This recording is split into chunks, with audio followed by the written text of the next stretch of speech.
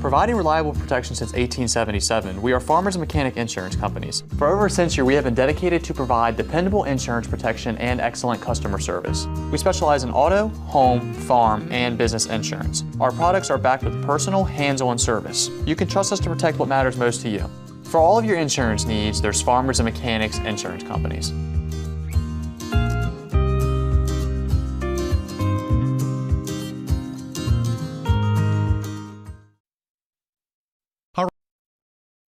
Right, Matt, when it comes to flooring, you can't beat luxury vinyl. It's waterproof, easy to clean and maintain, extremely durable, and looks great. Are you nuts? Hardwood flooring's the way to go. It's durable, easy to maintain, matches every decor, and increases the value of your home instantly. All right, one thing we can agree on is Tripp's Floor Sanding and Berkeley Fashion Flooring. They'll take care of you with great selection, service, and pricing. Whether it's hardwood or luxury vinyl, call Tripp's at 304-229-7009. Or visit trippsfloorsanding.com.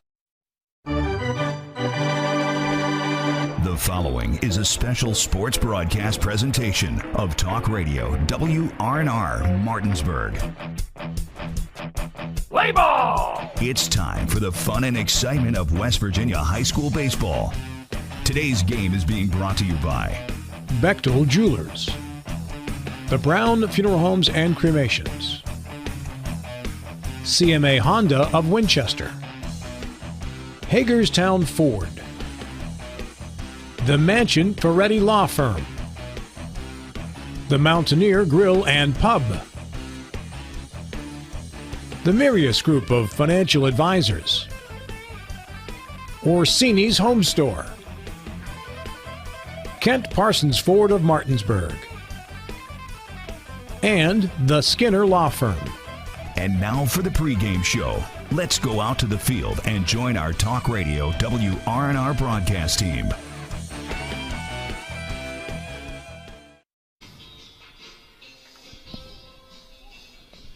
Good evening, everyone, and welcome to P.O. Faulkner Park for a beautiful day for opening day as it's baseball season. The Martinsburg Bulldogs play host to the East Hardy Cougars. I'm Nick Verzolini. Alongside me is Spencer Dupuis. On camera tonight is John Allerton, and our on-site producer is Avery Newport. As we get ready to get this season started, and Spencer, it's a beautiful day for baseball. Couldn't ask for much more. Yeah, beautiful day for baseball, and until yesterday, opening day for the Martinsburg Bulldogs at P.O. Faulkner Park wasn't supposed to be until Friday, but due to field conditions at East Hardy after this past weekend's winter weather that came through, they called Coach Byler yesterday morning and asked him if there was a possibility they could switch it, and just in time because Martinsburg got their infield, or the pitcher's mound and the home plate area and the baselines, they got them turfed last week.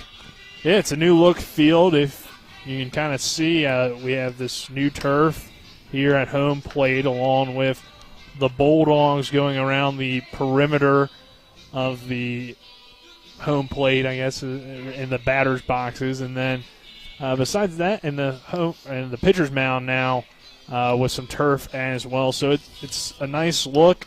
I think the move might be to eventually go to an all-turf infield, but kind of the starting on that. And two teams that played last season, Martinsburg won both games, but it's a new year. It's a young East Hardy team, and a team in Martinsburg that we talked about today on the Sports Mix seems to have a ton of potential with a ton of good talent coming back for this season. Yeah, definitely. And what was it? They only lost 4 seniors from last year.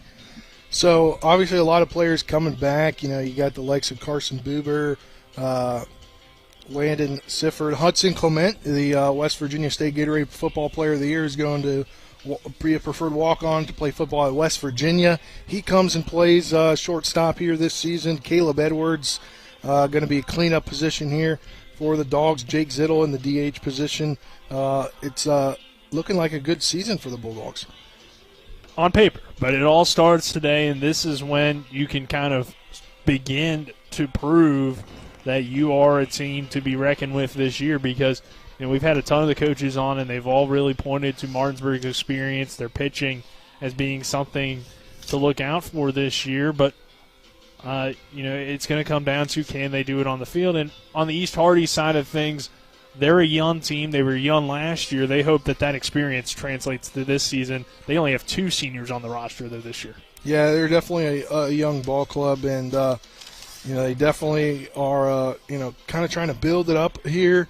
But they definitely have their coach, Coach Tyler Mongold. He's got a great relationship with Coach Byler, and that's why they schedule these games about an hour, 15-minute drive from here. So, not too far away, but still within the state of West Virginia. All right, we will take a 2-minute break here on the Cody's Body Shop countdown to first pitch, brought to you by Cody's Body Shop, located at 851 Wilson Street in Martinsburg, where you get the work done right the first time. Call 304-901-4777 or visit their Facebook page. And on the other side of that 2-minute break, we'll hear from head coach Aaron Byler along with head coach Tyler Mongold. This is West Virginia High School baseball on Talk Radio WRNR and TV 10. The Palace Lounge in Martinsburg has a brand new list of daily specials. Monday, stop on in for burger night or enjoy a nice juicy steak every Tuesday and Wednesday. The Palace Lounge also offers freshly steamed shrimp Thursdays and chef specials every Friday and Saturday. Sunday is all-day breakfast and there are drink specials daily too. So come enjoy the Palace Lounge. You can find them on Facebook or call 304-267-7520. The Palace Lounge is located at 1350 Edwin Miller Boulevard. When will I be able to retire? How do I make the most of the money I have? How do I leave a lasting legacy to my loved ones? I'm Philip McCoy, financial advisor with the Mirius Group, a private wealth advisory practice of Ameriprise Financial Services Incorporated. Call us today at 304-263-4343 to help you make the most of your financial future. Our office is located at 1270 Winchester Avenue, Martinsburg, West Virginia. Ameriprise Financial Services Incorporated, member FINRA and SIPC. Looking for some nightlife? Then look no further. Laddie's Bar and Grill has a full bar and kitchen, pool table, and entertainment with great food at affordable prices. You can dine in or carry out by calling us at 304-263-5233. Laddie's is open Monday through Saturdays from 8 a.m. to 3 a.m. and Sundays from 10 a.m. to 3 a.m. We serve breakfast all day long, and our lunch and dinner specials are posted every day on our Facebook page. So stop on in to Laddie's Bar and Grill, located at 107 Lutz Avenue in Martinsburg. Burke, Schultz, Harmon, and Jenkinson, where accident, injury, and disability lawyers with over 120 years combined local trial experience. When injury or illness has stopped you from working, you may be eligible for Social Security disability. Ron Harmon has been winning disability claims for over a quarter of a century. Don't hire some out-of-state firm. Ron Harmon's in Martinsburg. He will meet with you right here in our office. Get a local lawyer you can trust. Call 304-LAWYERS for a free consultation. 304-LAWYERS or 304-263-0900. Now joined by the head coach of the Martinsburg Bulldogs, Aaron Byler. It looks like you have a lot coming back, and in particular with guys that can pitch. I counted about 6 guys coming back that can pitch for you. What do you think that does for your team to have so many arms available and also a lot of experience this year coming back? Well, our pitching coach, Coach Zarnecki, tells me every year that we need 7 to 8 guys to pitch and fill innings if we want to be successful. I think we have that. I mean, I think we returned 185 at 200 innings pitched. I think that's kind of unheard of in high school baseball. We returned Joe Paulson and Caleb Edwards, who were kind of our 1-1 guys. Didn't feel we really had a 1-2. Felt like they were both number 1 guys. We're really excited about what they bring, as well as some talent that didn't get to pitch last year. Isaiah Morris, a guy that's going to pitch tonight, had under 10 innings last year just because of Joe and Caleb won so many complete games. So we're excited for him on the mound, as well as guys like Carson Buber and DJ Triggs. We expect big things out of him as well. So, yeah, we're excited, and I think, you know, your next guest, Coach Lowry, I heard him say it before, and it's something that kind of stuck with me. You know, you're only as good as your starting pitcher, and I think we have really good starting pitching this year, and hopefully we'll be really good. We talked about it last segment, and it seems like the umbrella term that I'm going to choose to use is potential that you guys have this year as a whole. What else do you think that this team's going to bring to the table to make them very competitive in the EPAC? Well, I think the thing that this group has going for them is just, you know, how much they like each other and how much they like being around each other. And I think team chemistry has a lot to do with success in high school programs. And I think we have great chemistry, and I think the guys, it was evident last night in our scrimmage, even though we're only 2 scrimmages in, tonight being our first game, just how much of the routine that they know. They know when we're going to show up. They know how we're going to do things, and just that routine and structure, I think, hopefully will help us. And obviously this year, kind of back to normal. You should get that March start instead of a later start like you did last year. What do you think that kind of return to normalcy for the season length and the way the season starts will help your team-wise? Well, we're definitely glad to be back to normal, I'll tell you that. And I'm just glad we're not starting a month later like we did last year, because our guys are chomping at the bit to get after it, and I think we're ready to go. And I think with the regular start time, hopefully we're a little bit ahead of a couple teams because of so many kids back. But at the end of the day, it's not when you start or how you start; it's how you finish, and nothing really matters till that second week in May. But we can't wait to get after it tonight. Coach, we talked about the pitching and kind of some of the chemistry that you think this team will have. What can we expect out of the hitting, and who maybe has stood out as some guys that you think can provide some good at-bats for you? Well, even though we won 22 games last year and won the sectional championship, our bats were something that struggled a lot. Our pitching kind of carried us through, and even in that sectional championship game against Hedgesville, we struck out 11 times. You're not going to strike out 11 times and win a whole lot of ball games, but I think our approach is better. I think we're a year stronger. And expect big things out of Hudson Clement in the leadoff spot. Guys like Caleb Edwards, Isaiah Morris, Jacob Zittle in the middle part of the order, and even a guy like Jordan Canby, who's going to hit 9 for us tonight with a whole lot of speed. Didn't get many varsity at-bats last year at all. He's been swinging it really well. So I think if we can combine what we hope our starting pitching to be, and kind of get that offense going a little bit, I think we do have, to use the term again, potential. But potential means nothing unless you're able to kind of put it all together on the field. And tonight, obviously, you start the season against East Hardy. I believe you played them twice last year, and you kind of swept them. What are some things that you think they've changed from this year to last year? We enjoy playing East Hardy because it's an in-state team and it's not that far of a trip. I have a great relationship with their coach. I don't know a whole lot about them from last year to this year. Tonight's one of those nights where we'll just kind of worry about ourselves, worry about doing the right things, and hopefully if we do that, everything will just kind of take care of itself. We know how to go about our business. I'm just looking for them to compete their tails off. Just kind of get after it. We talked a little bit after our 2 scrimmages. We need to clean up the base running a little bit. We need to be a little bit better situationally hitting. But most importantly, we're just going to have a whole lot of fun tonight and just compete like crazy, and hopefully good things will happen.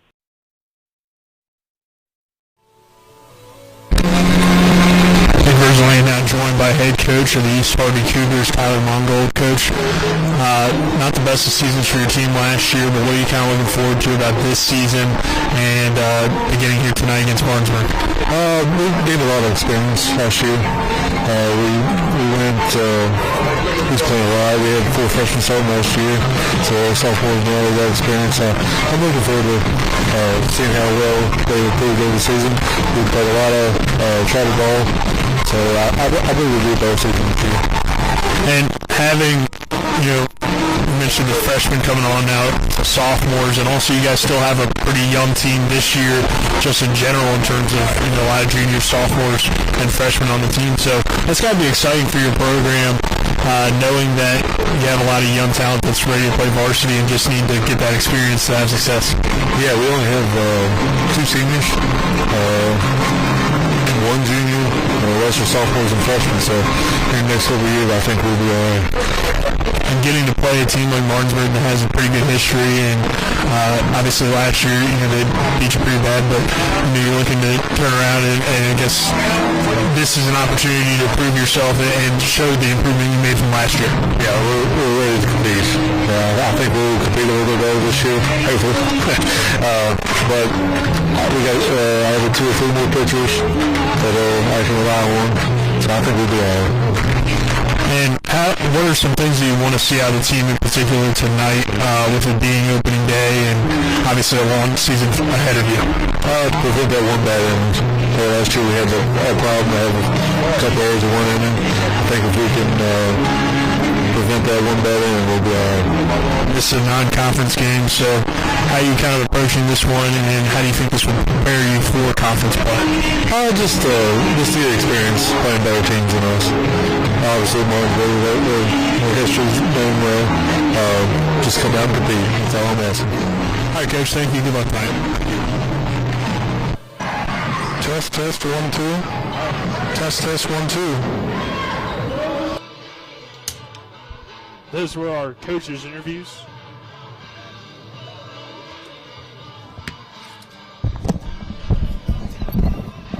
Those are our coaches' interviews brought to you by... I can't hear you at all now. Yeah, I don't know why. Talking now? Check 1 2. Check. Just do the read. Go to break. Those were the coaches' interviews brought to you by Laddie's Bar and Grill, located at 107 Lutz Avenue. In Martinsburg, if you're looking for some fun nightlife and great food at affordable prices, then dine in at Laddie's or carry out by calling them at 304-263-5233. We'll do now is we'll step aside for a 2-minute break. On the other side of this break, we'll have an EPAC baseball roundup as well as starting lineups as we get you ready for first pitch here for P.O. Faulkner Park. You're tuned in to West Virginia High School Baseball on Talk Radio WRNR and TV 10.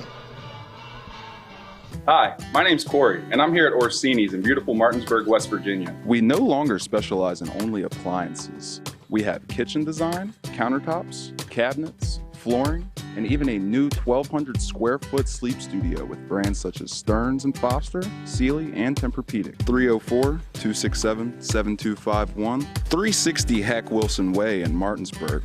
We price match the big box stores, and we give back to our local community. Orsini's.com. If you're in an accident, the first thing that you have to do is call 911. You have to get medical care immediately.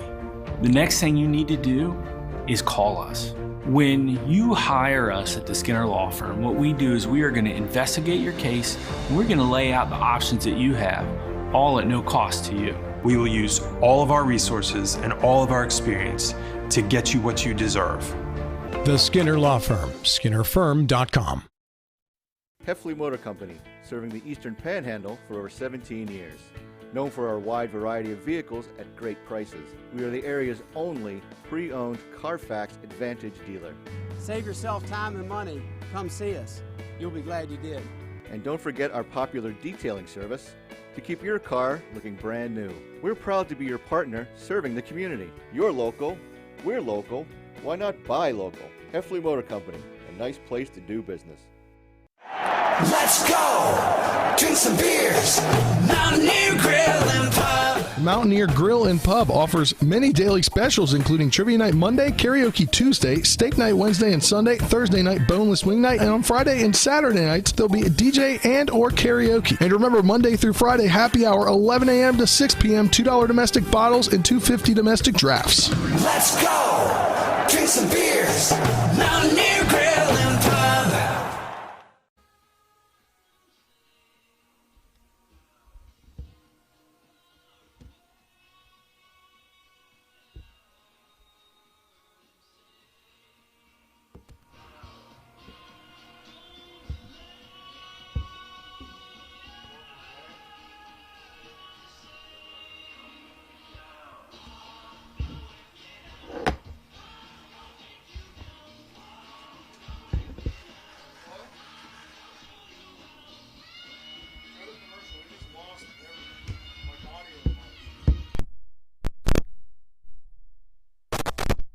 It's one of the toughest times you'll ever face when someone close to you passes away.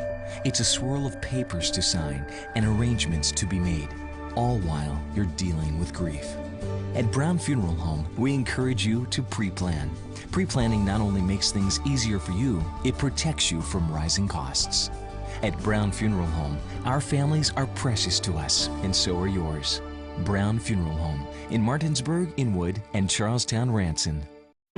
Before the invitations and the dress, the flowers, cake, candles, or vows, there was an answer to a question proposed with a ring.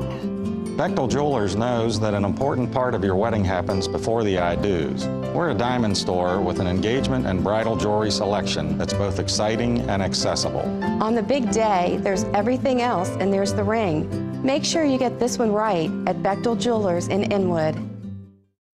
With 4 new car dealerships and 4 used car dealerships in 3 states, Parsons is the largest used car and fastest growing new car dealer in the tri-state area. Take Parsons Ford with huge savings on hundreds of new Fords, financing from 0%, Parsons' goal of financing for all, and Parsons' famous above-market trade-in allowances that help make Parsons #1 for used cars too. See why so many won't buy anywhere but Parsons Ford in Martinsburg. We became #1 by making you #1 first. Parsons. The Palace Lounge in Martinsburg has a brand new list of daily specials. Monday, stop on in for burger night or enjoy a nice juicy steak every Tuesday and Wednesday. The Palace Lounge also offers freshly steamed shrimp Thursdays and chef specials every Friday and Saturday. Sunday is all-day breakfast and there are drink specials daily too. So come enjoy the Palace Lounge. You can find them on Facebook or call 304-267-7520. The Palace Lounge is located at 1350 Edwin Miller Boulevard.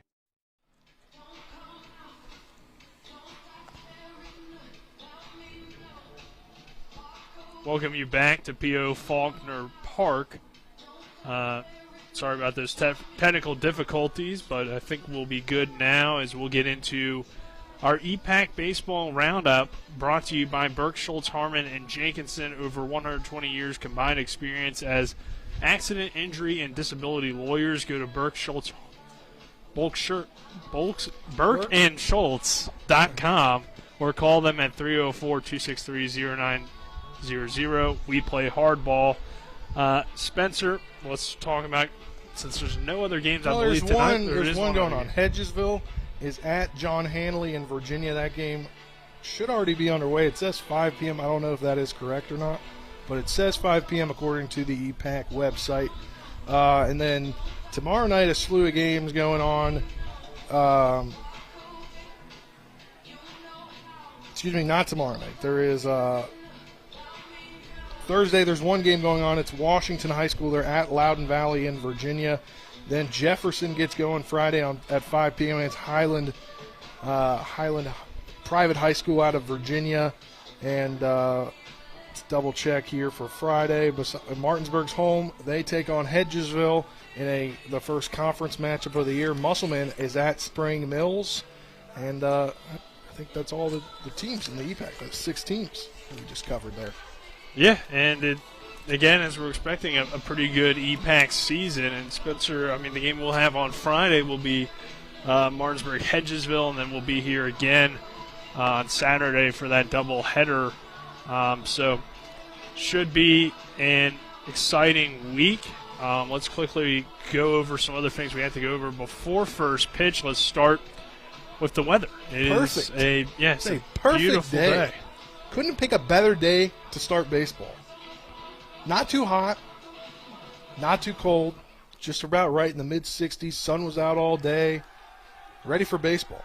Yeah, 67 degrees here at first pitch. It will drop down to 58. Our weather is brought to you by Kelly Allstate Insurance. For all of your insurance needs, call Gary Kelly at 304-263-4596 or stop by 724 Lakeview Drive in Martinsburg.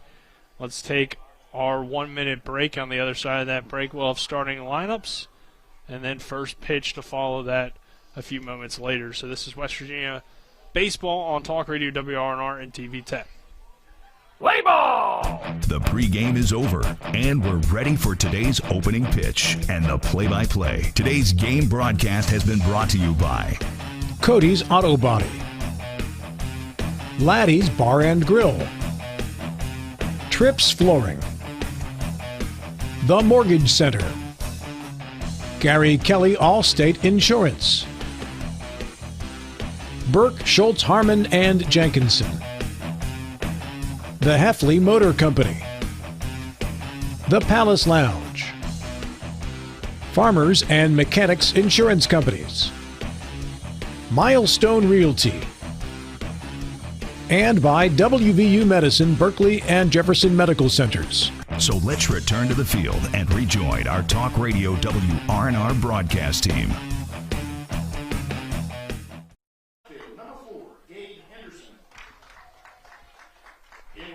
We welcome you back to P.O. Faulkner Park. I'm Nick Verzolini. Alongside me is Spencer Dupuis here on the countdown to first pitch. We'll get into the starting lineups brought to you by Trips Flooring. Not sure where to go or who to trust with your flooring needs? Call Trips Flooring at 304-229-7009 or online at tripsflooring.com. We'll start with the East Hardy Cougars.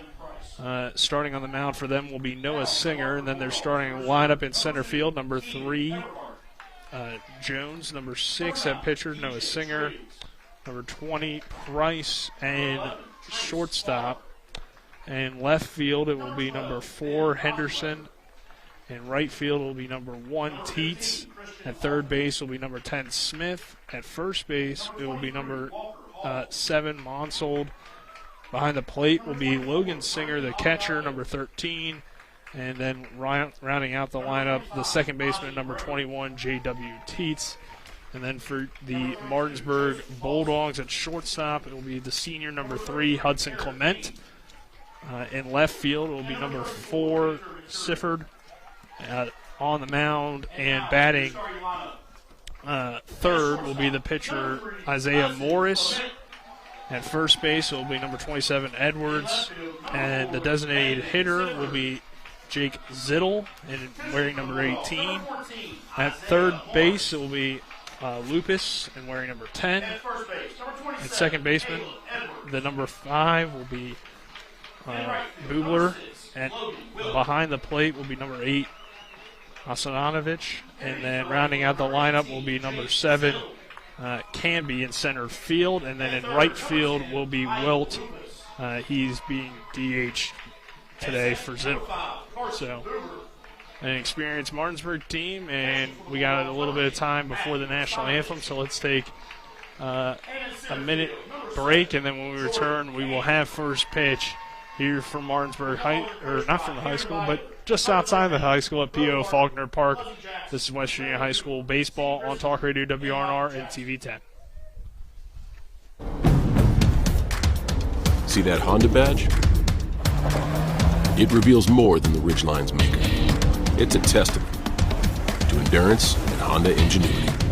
So when the terrain ahead is full of challenges, brace yourself. The Honda Ridgeline is about to amaze you. Rise to the challenge with the rugged performance of the Honda Ridgeline. CMA's Honda of Winchester, 3985 Valley Pike. CMA, moving lives forward. Looking for some nightlife? Then look no further. Laddie's Bar and Grill has a full bar and kitchen, pool table, and entertainment with great food at affordable prices. You can dine in or carry out by calling us at 304-263-5233. Laddie's is open Monday through Saturdays from 8 a.m. to 3 a.m. and Sundays from 10 a.m. to 3 a.m. We serve breakfast all day long, and our lunch and dinner specials are posted every day on our Facebook page. So stop on in to Laddie's Bar and Grill, located at 107 Lutz Avenue in Martinsburg.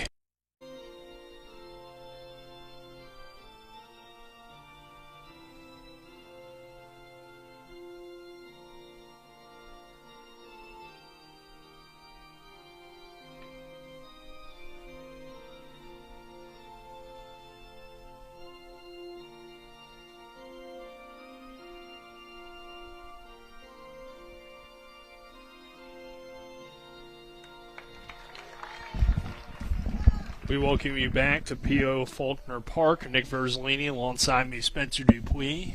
Our on-site producer is Avery Newport, and on camera, John Alderton. As the Bulldogs take the field in the all-white home uniforms with the orange numbers, orange letters with the black outline, and orange hats with the black Martinsburg logo. And then for East Hardy, the green jerseys with the yellow letters and numbers and yellow stripe down the side, and gray pants for the Cougars. So Isaiah Morris taking the mound tonight for the Bulldogs. Morris, a senior for this team that didn't throw a whole lot last season, a left-hander. And leading off for East Hardy will be Brandon Jones, the center fielder. We'll go over the Martinsburg defense. We'll start with Morris on the mound behind the plate. Asananovich, third base Lupus, shortstop Clement, second base Buber, Edwards at first, and from left to right in your outfield, Sifford, Canby, and Wilt. So our top three coming to the plate for East Hardy will be Jones, Singer, and then Price. Yeah, Nick, if you're tuned in on TV 10, you'll be able this year to see a lot clearer picture of the baseball and the field as we've upgraded here to be able to get through the fencing, the netting here at P.O. Faulkner Park, so you don't have to deal with looking at that while you're trying to watch a baseball game. Yeah, it's a pretty impressive new field as well, new turf here on the infield on the pitcher's mound and behind the plate, and didn't really realize how high-tech they got with the scoreboard here at P.O. Faulkner Park. So. Yeah, they've had that for a while, I believe. They got a lot of they got a great baseball booster club here. It's good to see support for the local teams as Morris steps on the mound and delivers the first pitch of the ball game. It's just off the outside part of the plate for ball one. Our first pitch brought to you by the Mortgage Center on Edwin Miller Boulevard in Martinsburg. One call will save you thousands. Call 304-267-9040. Second pitch in there for a strike. Bring the count even at 1-1. Yeah, and if you're Morris here, obviously first night of the season, you're the guy starting game one. That would hit hard in the right field and will get down for a single. So Jones gets East Hardy off to a good start with a first hit of the season in their first at-bat. I was going to say, probably a little nervous coming into this ball game, starting game one just a little bit. As you said, didn't pitch a lot last season, so getting the first game work here tonight, definitely probably a little nerves there, but hopefully he can shake it off after giving up a leadoff hit. That pitch is high for ball one. Now coming to the plate for East Hardy, the pitcher for them, Noah Singer. Singer, a sophomore, standing at 5'8", 120 pounds. Morris looks over toward first with Jones taking his lead and will throw over to Edwards, and Jones dives back in safely. A little bit of a slight breeze here at P.O. Faulkner Park as the sun begins to go down. Lights on. Morris kicks and deals.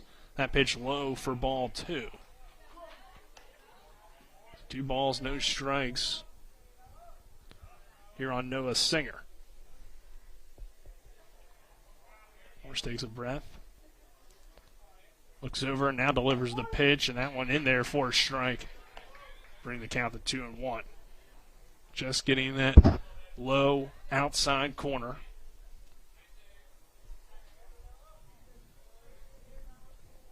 Jones takes his lead off first, and a foul ball back into the backstop for strike number 2. So count even at 2-2. And if you're Morse, they're got to be happy to get even here at 2-2. You're one pitch away from a strikeout. 2 balls, 2 strikes. First inning, just getting things started between Martinsburg and East Hardy. On opening day, that one just low for ball number 3. Full count now. Try to get that breaking ball, maybe get Singer to chase it, but a good job by Singer to stand in there and take it for the ball. So the 3-2 pitch from Morris. Check swing, and that will be ball 4. That Singer nearly went him around, but Morris now has 2 runners on. East Hardy will bring their number 3 hole hitter to the plate in Dawson Price. Yeah, great check swing there to know where the ball was, and now you got two on, no out here in the top of the first inning. Price, a big kid, 6'3", 230 for the right-hander. Morris, the lefty, delivers big swing and a miss for strike 1. So Isaiah Morris getting ahead, unlike that last AB where got behind Singer, and Singer was able to draw that walk. 2 on for the Cougars. Runner on first and second. That pitch low and outside for ball 1. 1-1 count.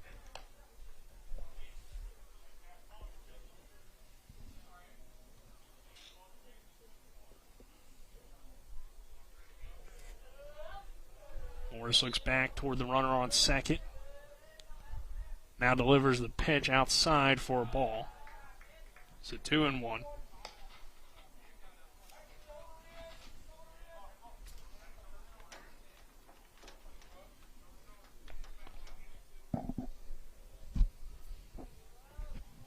Morris behind the count here really wants to get a strike. That one right on the corner for strike 2. So he did get that strike, Spencer. And just as the doctor ordered. Well, Colin's not here, so yeah. I don't know what doctor is ordering things. I don't know. It's the phrase, Nick. The 2-2. Big swing and a miss, strike 3. Morris gets his first strikeout of the season, and it comes on Dawson Price. Yeah, great job by Morris there to settle into that at bat. Was down in the count 2-1 and able to come back and get the strikeout.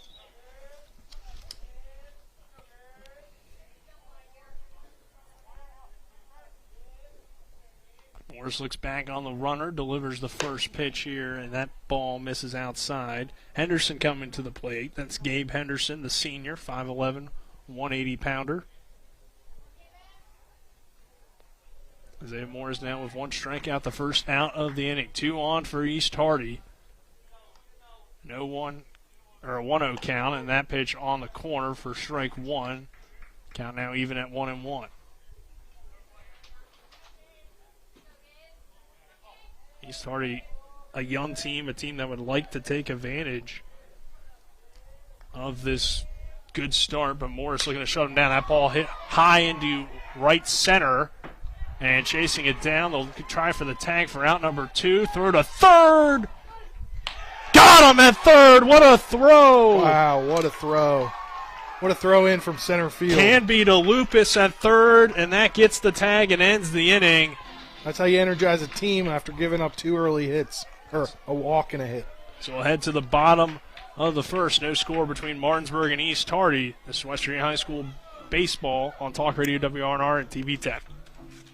This is Matt Miller, along with my wife, Dale. As homeowners, we've been through the mortgage process several times, and each time we went to Mark and Cheryl Savitt at the Mortgage Center. They treat you like family with personal one-on-one service, walking with you through the process from application to settlement. Plus, low interest rates and closing costs. The Mortgage Center is on Edwin Miller Boulevard in Martinsburg. Phone 304-267-9040. Or online at mortgagefinancing.com. NMLS number 237527, equal housing lender.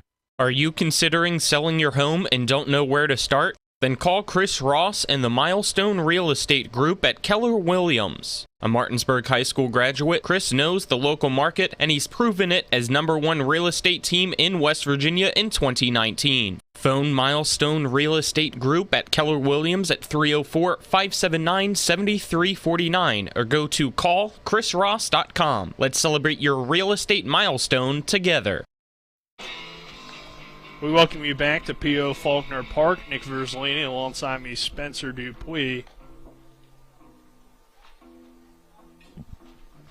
And as we begin this bottom of the first inning, no score between Martinsburg and East Hardy. And on the mound for East Hardy will be Noah Singer, the right-hander.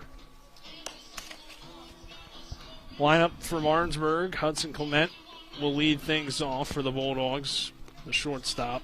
Following him will be Sifford and Morris, the top 3 due up for the Dogs.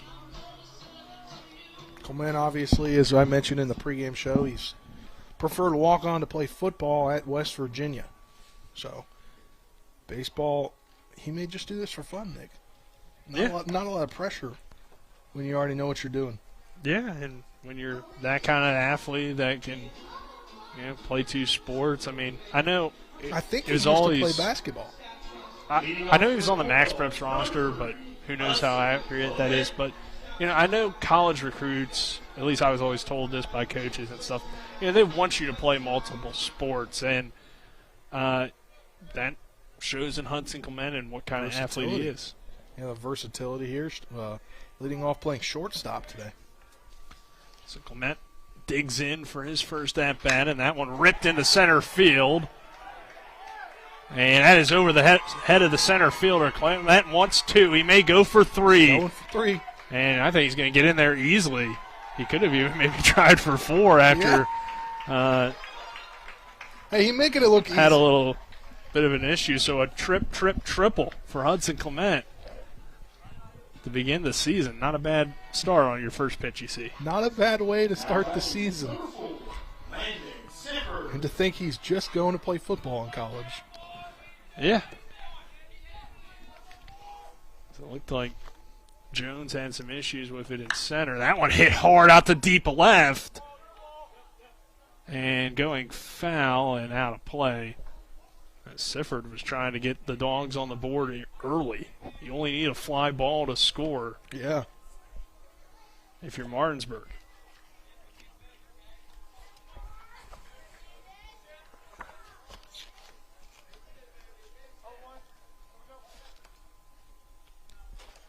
But this new turf home plate area is definitely going to help when it starts to rain here, Nick. Singer looks in and a nice change up there. Got Sifford out in front of it for strike 2. By starting to rain, I mean the days in which there'll be rain during games or rain prior to games. Don't talk about rain. You won't have to worry about it. I'm just saying, they got the turf.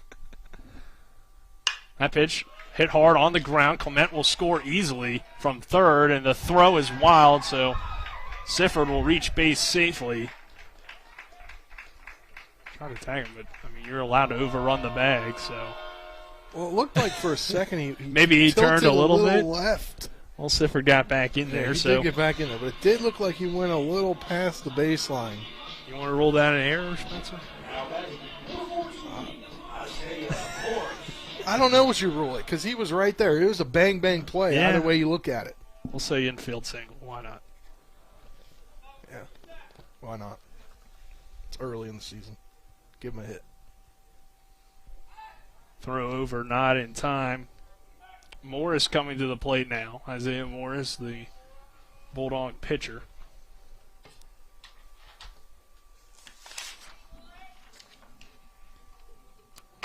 He lines that one back into the netting. For strike 1.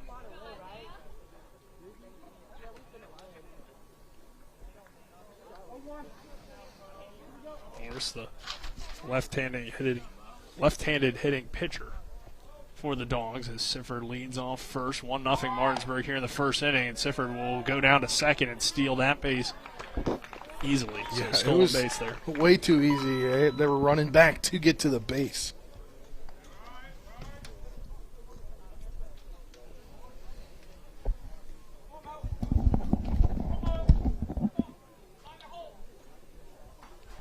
Morris digs back in. Sifford leads off second. The pitch from Singer is hit hard into center field. Shallow center will drop in for a base hit. Sifford rounding third, and he'll stay put. So the Bulldogs have a good start offensively. 3 batters, 3 hits, an infield single there from Sifford just a moment ago to score Hudson Clement after his leadoff triple. And then Morris, he'll get the courtesy runner and check out of a single into shallow center. So the Bulldogs have runners at the corners. Now batting, number 27, Caleb Edwards. Caleb Edwards coming to the plate, the first baseman, and your cleanup hitter for the Dogs.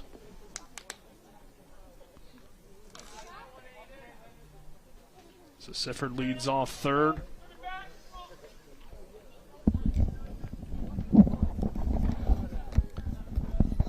Singer back on the rubber for the Cougars. Logan Singer is behind the plate. And a easy stolen base there, no contest for the Bulldogs. So runners on second and third, 2 runners in scoring position for your cleanup hitter. Not a bad situation for Martinsburg, Spencer. Yeah, not bad at all. And could easily make it a 3-0 game here soon. Edwards takes that pitch for a ball.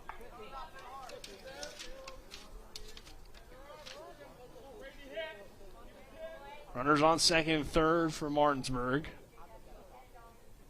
Bulldogs striking first. Here 1-0 in the bottom of the first, and that one fouled away.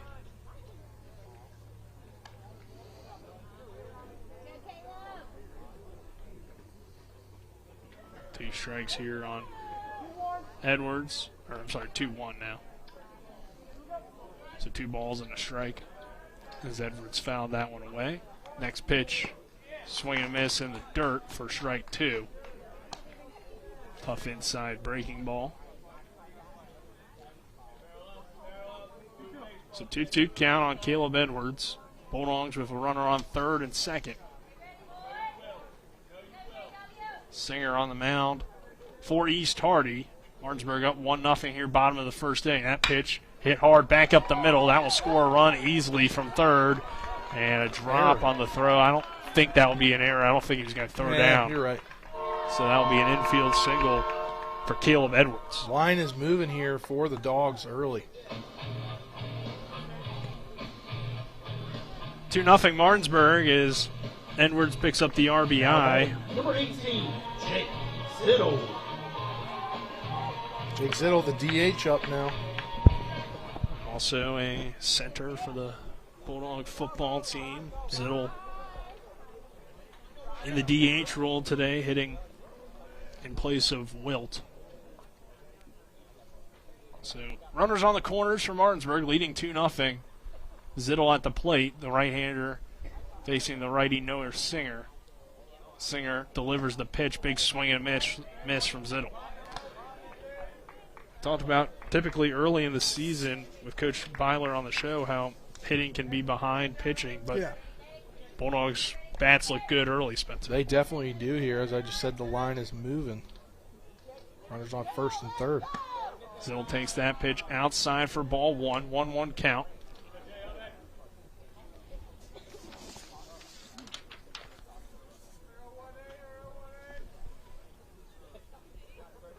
Runners on first and third for Martinsburg. Leading East Hardy 2-0.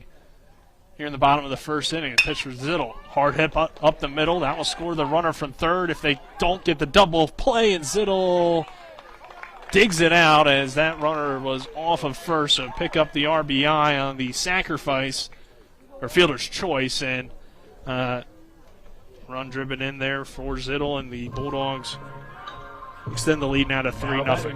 A great early lead here for the Dogs, and Michael Lupus is up. And Lupus, the third baseman, wearing number 10, digs in, and he'll take that pitch high and outside for ball 1.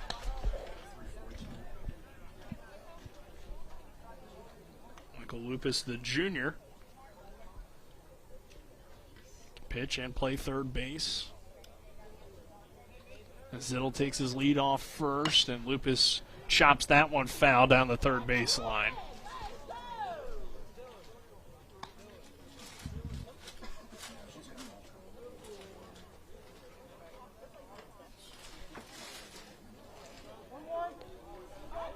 Lupus at the plate.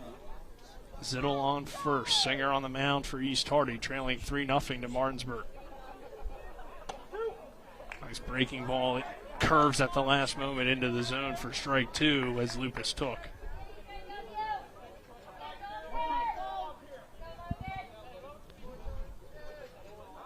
Singer looks into Sager, Sager catching behind the plate, Singer on the mound, and swinging a miss there for strike 3. So Lupus retired. 2 away now. Carson Buber up to the plate. Now batting number 5, Carson Buber. Buber to the plate, the second baseman, sophomore for the Bulldogs, wearing number 5, and he'll take that pitch from Singer in there for a strike.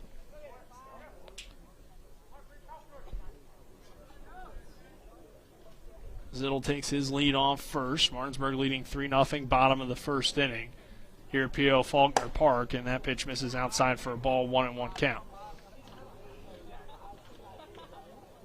Yeah, 1-1 count here, Nick. Obviously, it's a 3-0 ball game here for the Bulldogs over East Hardy early in this bottom of the first inning. That good start for the Dogs offensively, and we talked as that pitch misses high for a ball. And we talked about maybe the momentum that could carry Uber as Canby was able to track down that ball in center field to end a little bit of East Hardy momentum and then throw out the runner trying to tag from second, connecting with Lupus on that one. That one missing outside for a ball. 2 balls, 1 strike.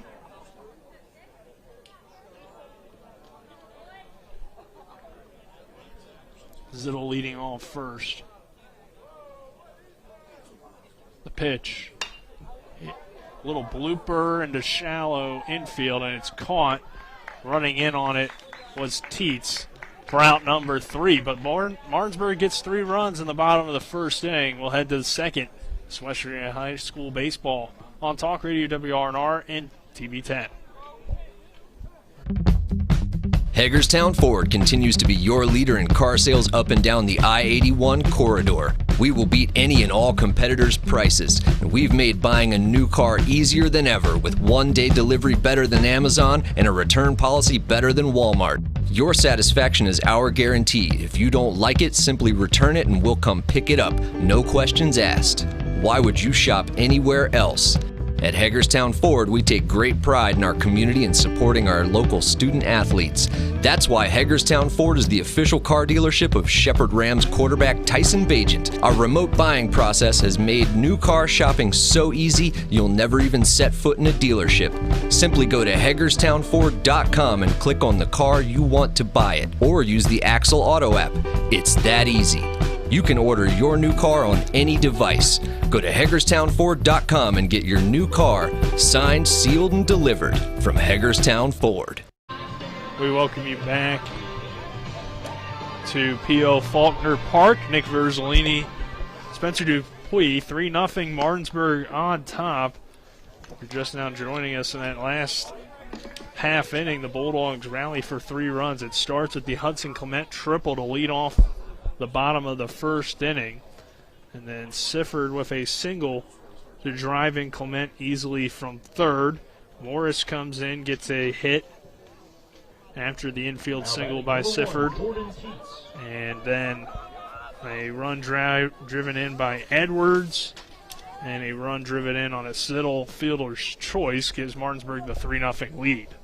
Morris back on the mound for the Dogs, and that pitch misses high for ball 1. East Hardy, they have Teets at the plate. And it's Jordan Teets. And 1-0 and now 2-0 count on Teets. 2 pitches missing high and outside that time for Isaiah Morris. And last time, East Hardy was at the plate, got a little bit of a rally going as that one misses in the dirt for ball 3. But a great play by Canby in center, able to throw out the runner at third. After Henderson hit one hard, and Singer was thrown out at third by Canby. That one missing outside for ball 4. That's not how you want to start the inning if you're Morris. So Jordan Teets draws the walk in his first at bat. In the first walk, or the second walk of the game, as Singer had walked earlier. So East Hardy not using a DH. Now going with all players batting. And Smith coming to the plate.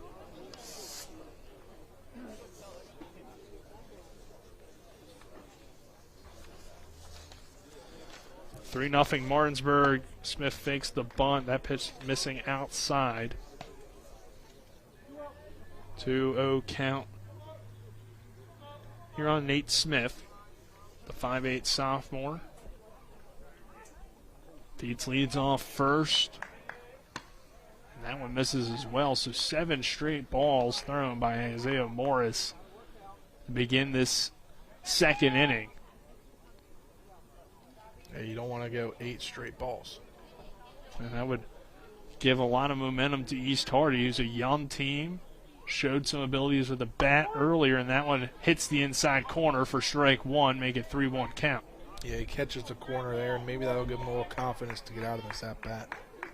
So Morris steps back on the rubber quickly. A lefty kicks and deals. And a swing and a miss, strike two. So Morris has worked his way back from 3-0 to a full count.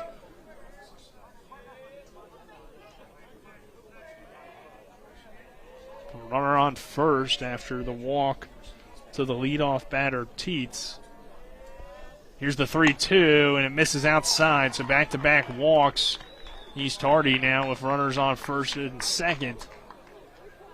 As Morris just missing that outside corner.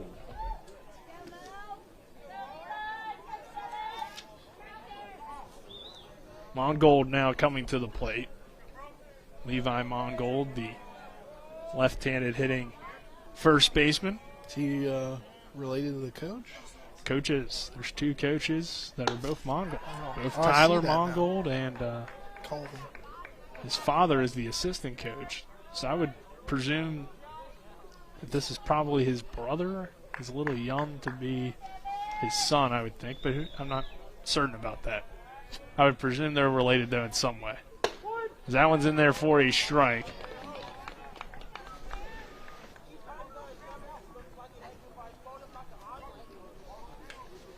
So runners on first and second for East Hardy. Isaiah Morris trying to dig his way out of a hole with no outs here in this second inning. He was able to do it last time. Mongold shows bunt. It's a pop fly, not the bunt you want. Not at all. As Morris comes off the mound to make the play. Free, easy out there if you're the Bulldogs. Now batting number 13, Logan Sager.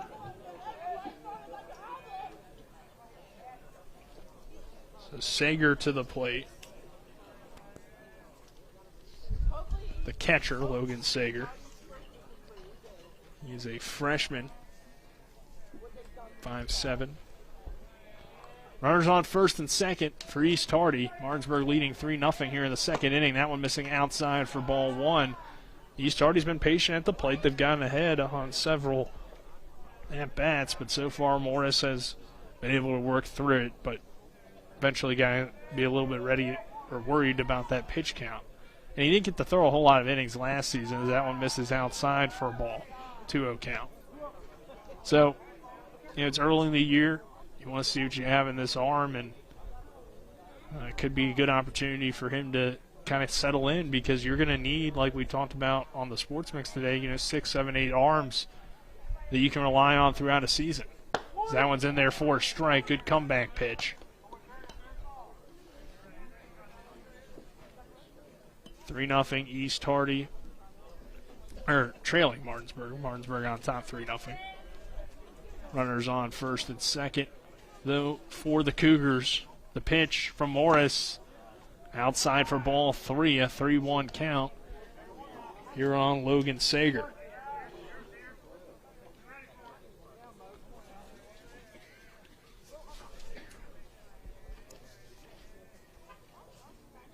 Teets got on with a walk. Smith got on with a walk. That one in there for a strike, a full count. Mongold flies out on the pop fly to Morris. And another full count here on Sager. With runners on first and second for East Hardy. A chance for Morris to get out of this inning. That one in there for strike three. Got him looking. Isaiah Morris just throwing the heater to get Sager, the freshman. Great job by Morris there. It's got to be hard giving up 2 walks in this inning to be able to get now you're 2 on with 2 outs now. J.W. Teets, the number 9 hitter, coming to the plate, the second baseman, and he starts him off of a strike.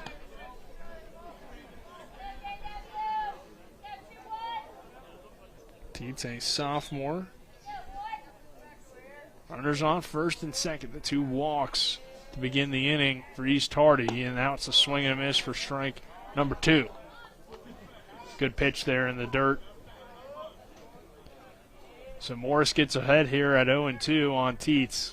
With 2 runners on and 2 away, East Hardy at the plate. Martinsburg leading 3-0 here in the second inning. That pitch, swing and a miss, strike 3. Morris recovers after the 2 walks to begin the inning to set down 3 straight with a fly out to Morris and then 2 strikeouts.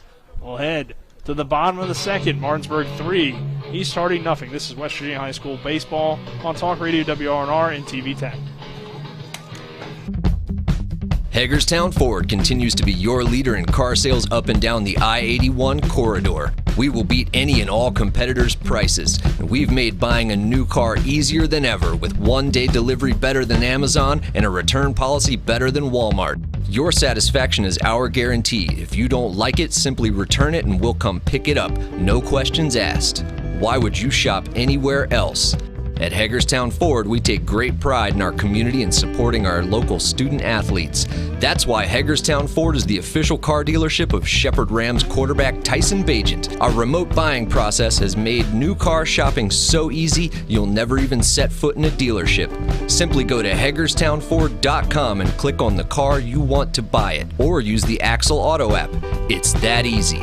You can order your new car on any device. Go to HagerstownFord.com and get your new car signed, sealed, and delivered from Hagerstown Ford.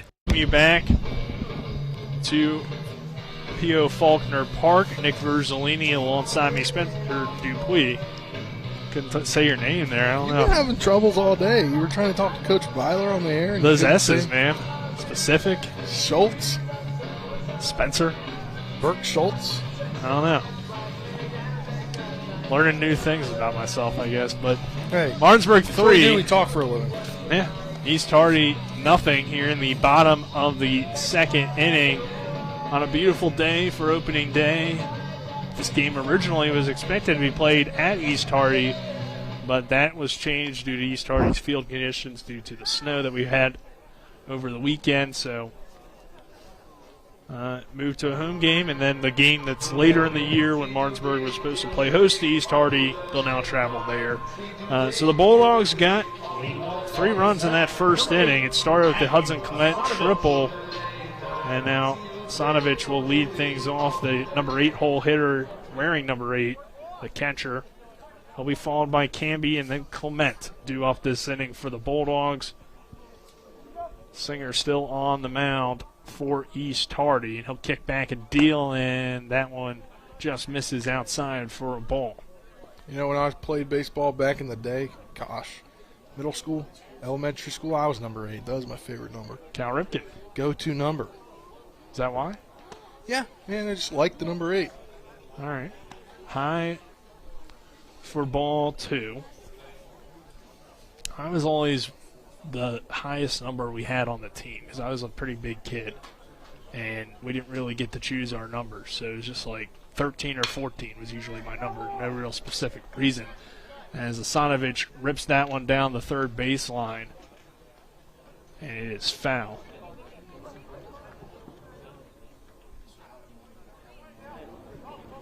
Great day turning into a great night here, Nick, as it's 64 degrees now, but a nice breeze. Sky's darkening for the evening as the sun has gone down. Yep, bottom of the second inning, Martinsburg leading 3-0. That pitch missing outside for a ball. So 3-1 count on Asanovich, the catcher. First at bat for him in the ball game. The pitch from Singer is outside for ball 4, so Asanovich draws a walk. Great job by Asanovich there to be able to recognize where the ball was and let someone go by him and get a walk here. Start things off here in the bottom of the second inning. So Jordan Camby now coming to the plate, the center fielder. We saw Camby have a great play defensively for the Bulldogs where he was able to chase down a ball in right center field and throw out East Hardy at third base. Martinsburg starting the inning here with a walk. Throw back. Not in time as Asanovich dives in safely.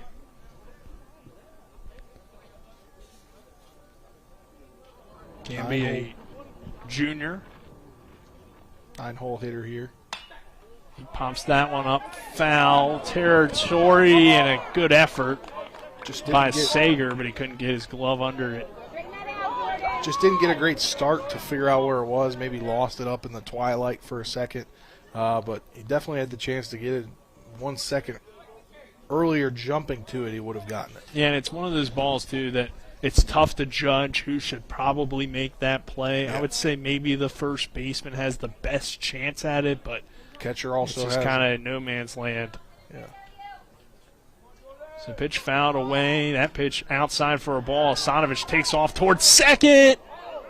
And they got him. Great throw by the freshman Sager to get Asanovic trying to steal second. Yeah, and it was because of the hand placement of where he had the glove. He kind of got to the base, it looked like beforehand, but then he kind of toppled over him, and that's where he got the out because the foot came off the bag. Or the hand, I guess, came off the bag sliding in.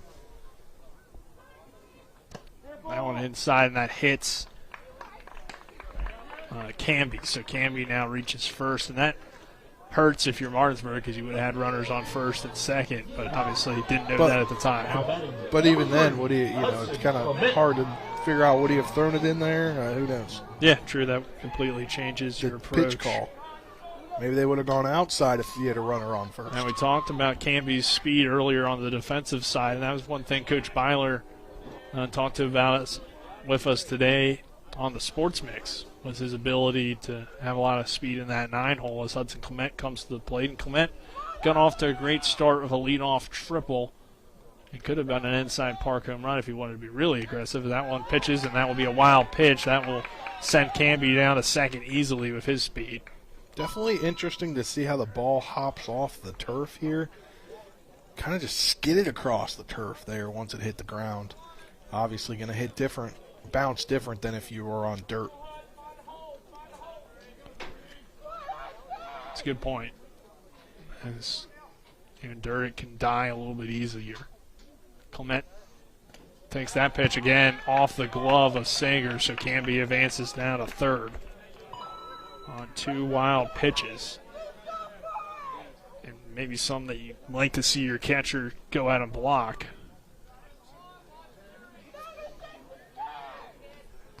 Again, a freshman behind the plate, still learning his pitchers, as Hudson Clement digs back in now for a runner on third.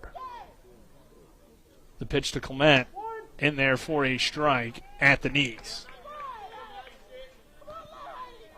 So Singer works his way back.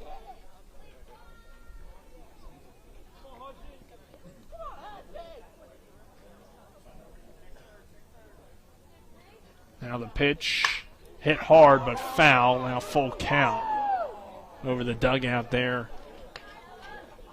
on the first base side. We mentioned Hudson. We can't not mention his brother Murphy, who's on the roster, but I believe he's still recovering from the foot injury that happened in the playoffs there for football. Yeah, I would doubt that he would be able to play this season, but you hope. Or at least this early. Yeah, as Clement takes that one inside.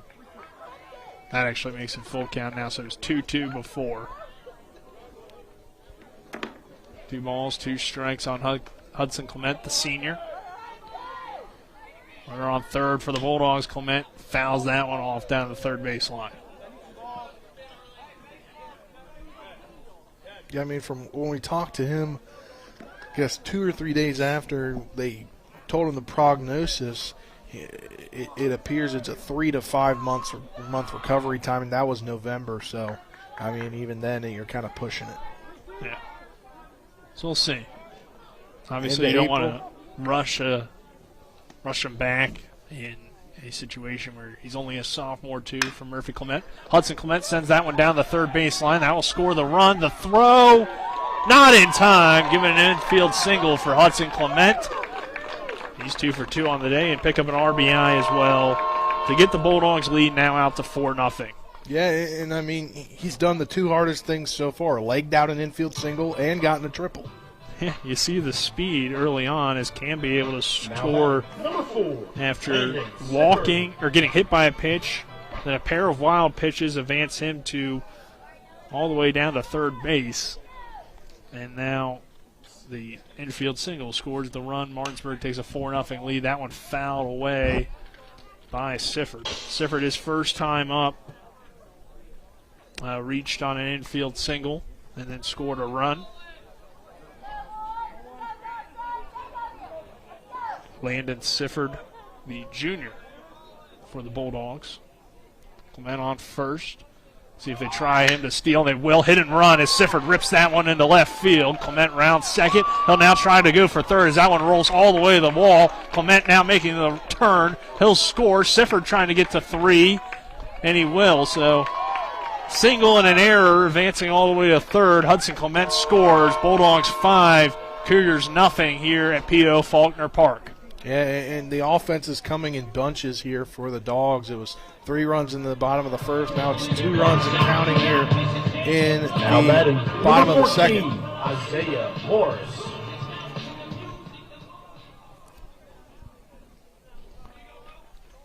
Morris now coming to the plate. I'll take that pitch for a ball. Morris, his first time up, had a single. And then was a courtesy runner, so then his guy came around to score. There's that one there for a strike, 1-1 count on Isaiah Morris, the pitcher. He's got to be feeling good. His team's built himself a 5-0 lead, and he can help add to it with a runner on third. And just 1 out. The pitch hit hard toward right field. That will score the run on the Morris single. He's 2 for 2. Bulldogs go up 6-0 here on East Hardy with that run. Yeah, and back-to-back innings with 3 spots here. So Morris will come out again for the courtesy runner. Just 1 out in this bottom of the second inning. And it was an out that was Martinsburg being aggressive. They tried to score Hasanovich. He was thrown out at second, but since then a good rally by the Dogs offense to keep this second inning alive and another 3 innings to go up 6-0. Pitch is inside for a ball as Edwards comes to the plate. He drove in a run and singled his first time up.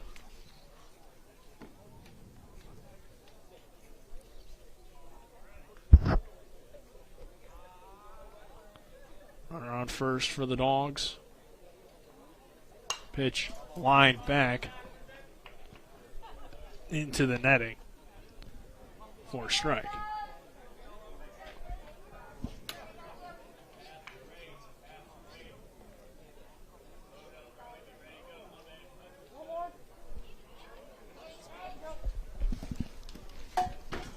So Edwards now with the 1-1 count. Runner on first for the Bulldogs, leading 6-0 here in the second inning, and that runner goes, and it was a good time to go on a change-up. He'll steal second easily. Trying to see the number down there.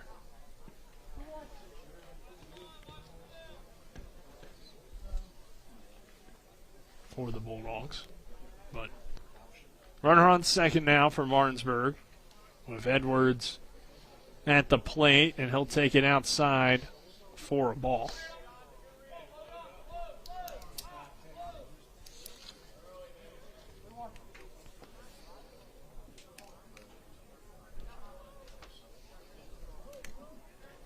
Obviously a lot of time for Morris here to be relaxing between innings.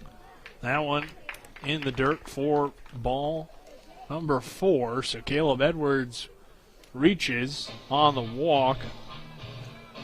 And Martinsburg now has 2 on for Jake Zittel.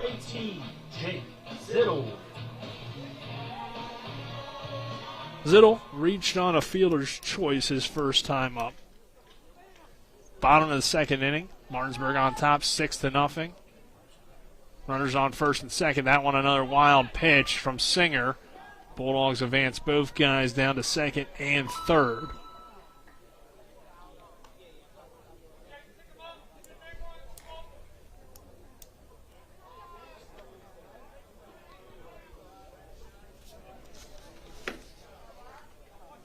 Zittel at the plate. Runners on second and third for the Dogs. After that wild pitch, Zittel takes that one for ball number 2, 2-0 count. Nick Verzolini, Spencer Dupuis, happy to have you with us for our high school baseball season opener as it's opening day here at P.O. Faulkner Park, or opening evening. Opening night. Yeah, there we go. John Allerton on camera and Avery Newport, our on-site producer. Colin McLaughlin back in the studio. That one high, but in there for a strike on the upper outside corner. And that's the sophomore, number 25, Isaac Grove there at third base. He was the courtesy runner there. Yeah, couldn't tell there if it was definitely hard 25 to tell. or 15, so I didn't want to say the wrong name. But Grove down there at third. That pitch outside for a ball. Zittel tells Grove to stay. Runners on second and third for the Dogs. Edwards on second, Grove on third. Zittel at the plate.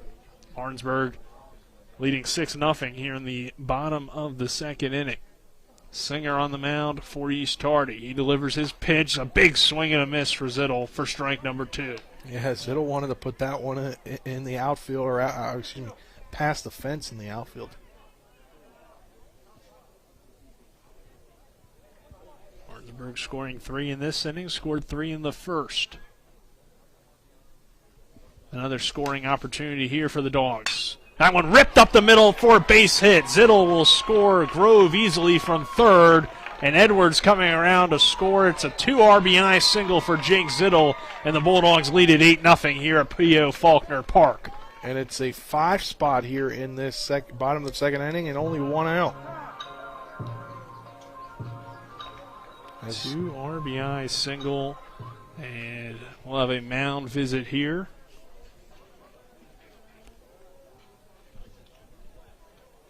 We'll see. Trying to settle him down a little bit. Nobody up and warming in the bullpen area along right field. Yeah, so we'll keep it here for now. And Spencer, I mean, we talked about it. It's a young East Hardy team. Martinsburg, a veteran team with a lot of talent coming back. And this East Hardy team wants to be more competitive. I mean, last year they started 4 freshmen. Those guys are now sophomores, but it's still tough when you're only in your second year and obviously getting down here 8-0. But this is a team that could show some progress, and I think at times have had some bright spots, even though they haven't gotten on the scoreboard. Definitely patient at the plate, and Singer has some potential, but he's just been hit around pretty well by Martinsburg. It's 8-0. Bulldogs on top. Lucas coming to the plate. Zittel takes his lead off of first. Singer kicks and deals. Lupus pops it up foul behind us here in the press box.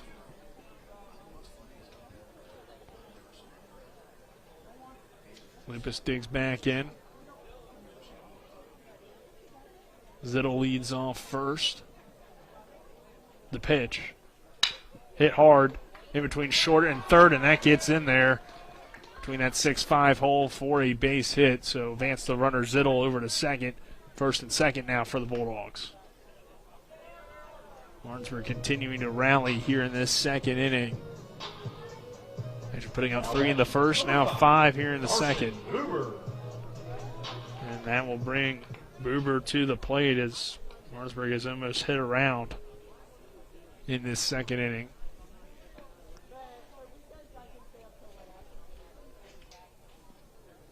That pitch fouled away by Lupus. Lupus, the third baseman, wearing number 10. A junior for the Bulldogs. Zittel on second.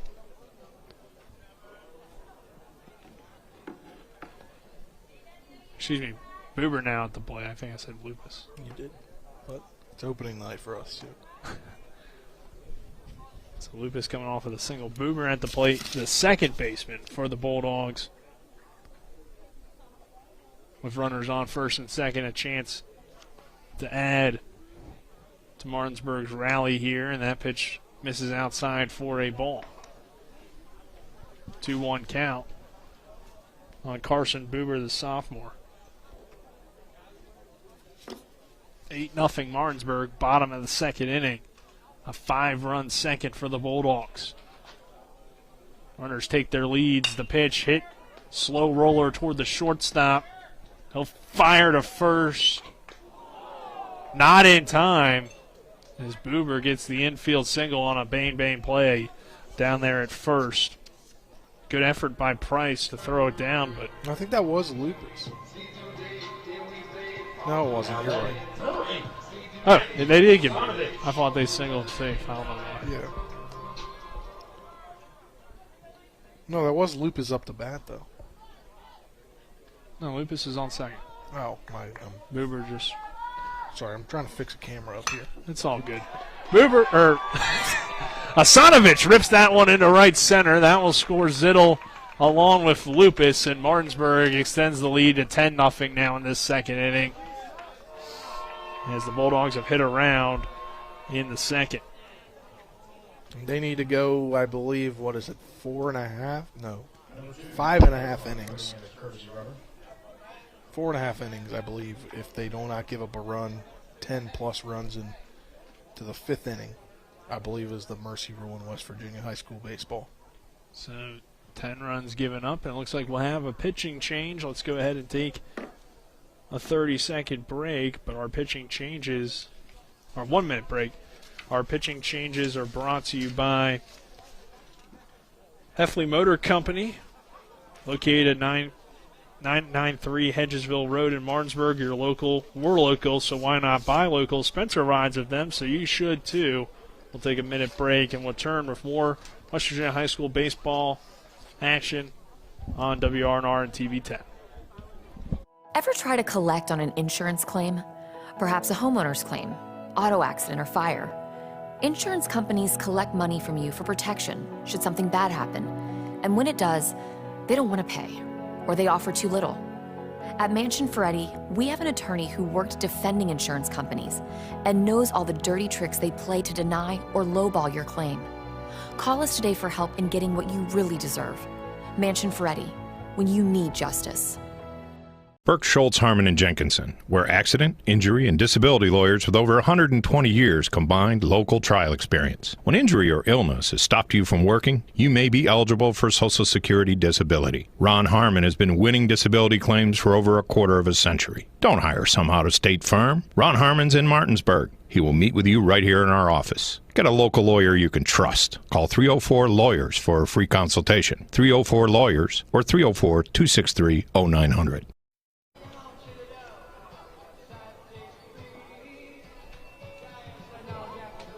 We welcome you back to P.O. Faulkner Park. Nick Verzolini alongside me, Spencer Dupuis. Stankovic with the 2 RBI single, scoring the run there scoring 2 runs for the Bulldogs to make it now 10-0 Martinsburg here in this second inning. Nick Verzolini, Spencer Dupuis, happy to have you with us. John Alderson on camera, Avery Newport, our on-site producer. And now Sager goes from behind the plate to on the mound for East Hardy, the freshman right-hander. So this could be a little bit of a delayed break because obviously you got to get a new catcher ready as well. Yeah, a little bit of a break there, Nick, and recap some of the scoring there for you. Hudson Clement started the ball game with a triple, and then was brought in by Sifford on the infield single.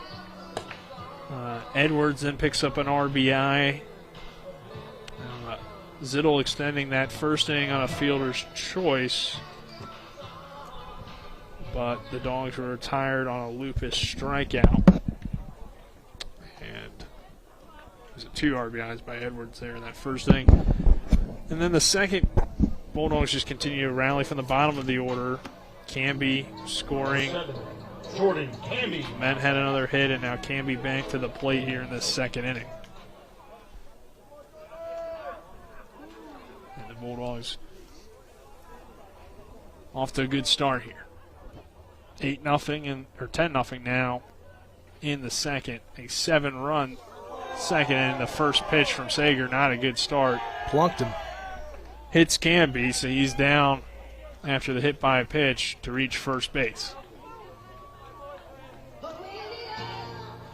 And we talk about East Hardy. They're building a program here and definitely going to open the season unless a huge comeback happens with a very lopsided loss, Nick. Yeah, early on it's not looking great for East Hardy as the Bulldogs have runners on first and second and continue to rally here in this second inning. That pitch is high for a ball as Hudson Clement back to the plate already for the third time. It's crazy to think already he's already batted around in this inning. Had a triple to lead off the ball game, a single. Legged out an infield single. Yep, infield single his last time up. See what he does here. And that pitch inside for a ball and nearly hit Clement. Both runners able to run down to second and third. So another wild pitch as those continue to rack up for East Hardy. Hudson Clement, as we mentioned, 2 for 2 for the senior. He digs back in, runners on second and third.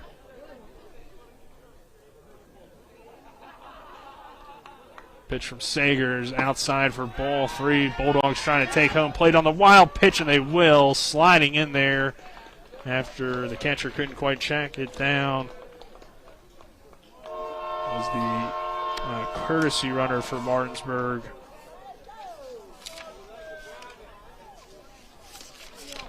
That is number 2. I thought it was number 25, number 25, Isaac Grove. No, it was Keegan Everhart, number 2, who came in as Grove came in earlier for Morris, but they went with Everhart as Hudson Clement draws a walk. So runners on first and third. And that will bring Sifford to the plate. Landon Sifford has had a good day at the plate so far,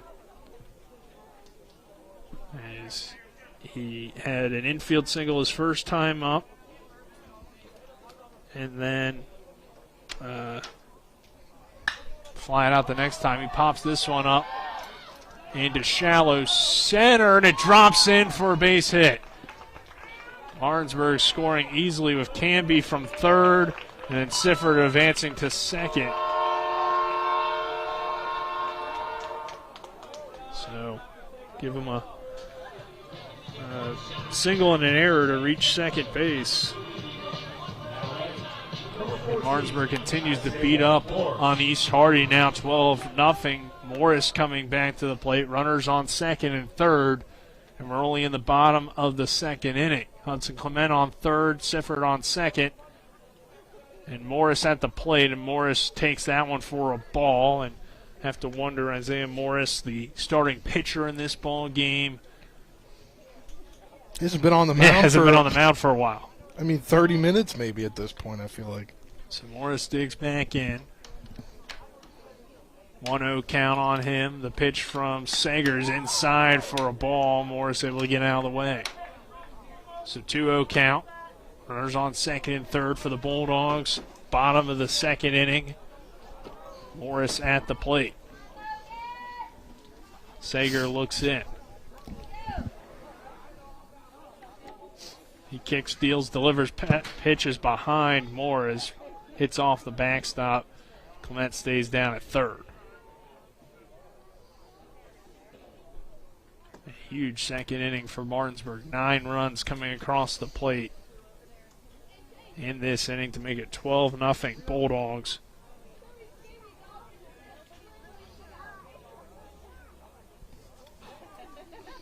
Morris waits the pitch. In there for a strike. Yeah, just on the edge of the zone right there. Good placement there from Sager. He's been a little wild since coming in. A 3-1 count on Morris. The lefty takes that one high for ball 4, and the bases are loaded for the Bulldogs. And that will bring Edwards back to the plate, who already has 4 RBIs in the ball. Or, I'm sorry, 1 RBI, but has reached base safely both times on a walk and a single. Isaac Grove, Number 27. coming back on to be the runner there for Morris. So Grove on first, Clement on third, and Sifford down there at second. And now Edwards at the plate for the Bulldogs. Edwards pops that one foul behind the press box, out of play. Edwards just behind that one. Bases loaded for the Dogs. It's been all Martinsburg so far, 12-0 here in the bottom second inning. Pouring it on this East Tarry team as Sager gave up 10 to begin the ball game, and Singler gave up 10 to begin the ball game, and Sager has struggled as well so far in relief.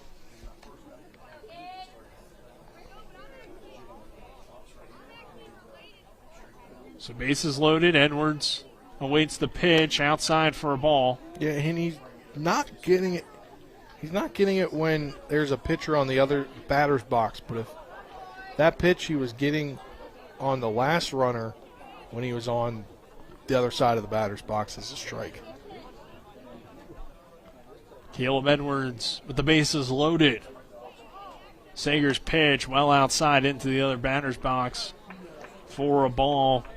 Edwards continuing to be patient at the plate, and it looks like Martinsburg's bats look pretty ready in this one. 3-1 count on Edwards, and Martinsburg leading 12-0 here in the bottom of the second inning.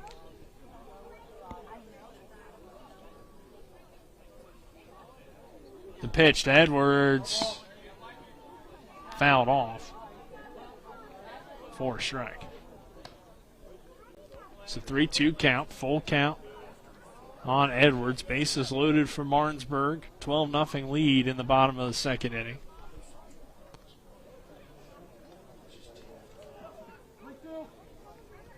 Edwards digs back in. The righty takes a few practice cuts. Sager trying to dig his way out of this inning. And the breaking ball is fouled away by Edwards into the backstop. Count remains even, or full now at 3-2.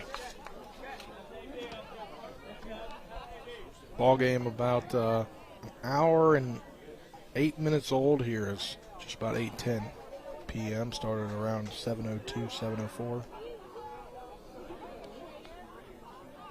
3-2 count. 12-0 Martinsburg here in the bottom of the second inning.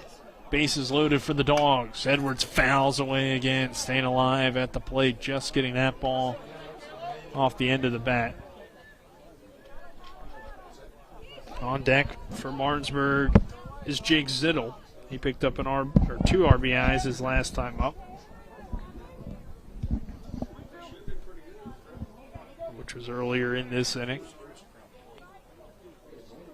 The pitch to Edwards, ripped in the left center.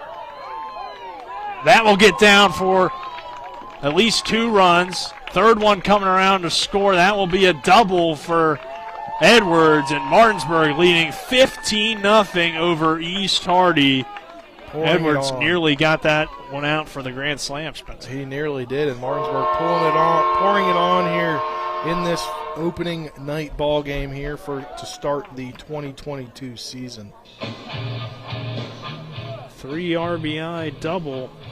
4 RBIs now in the game for the cleanup hitter.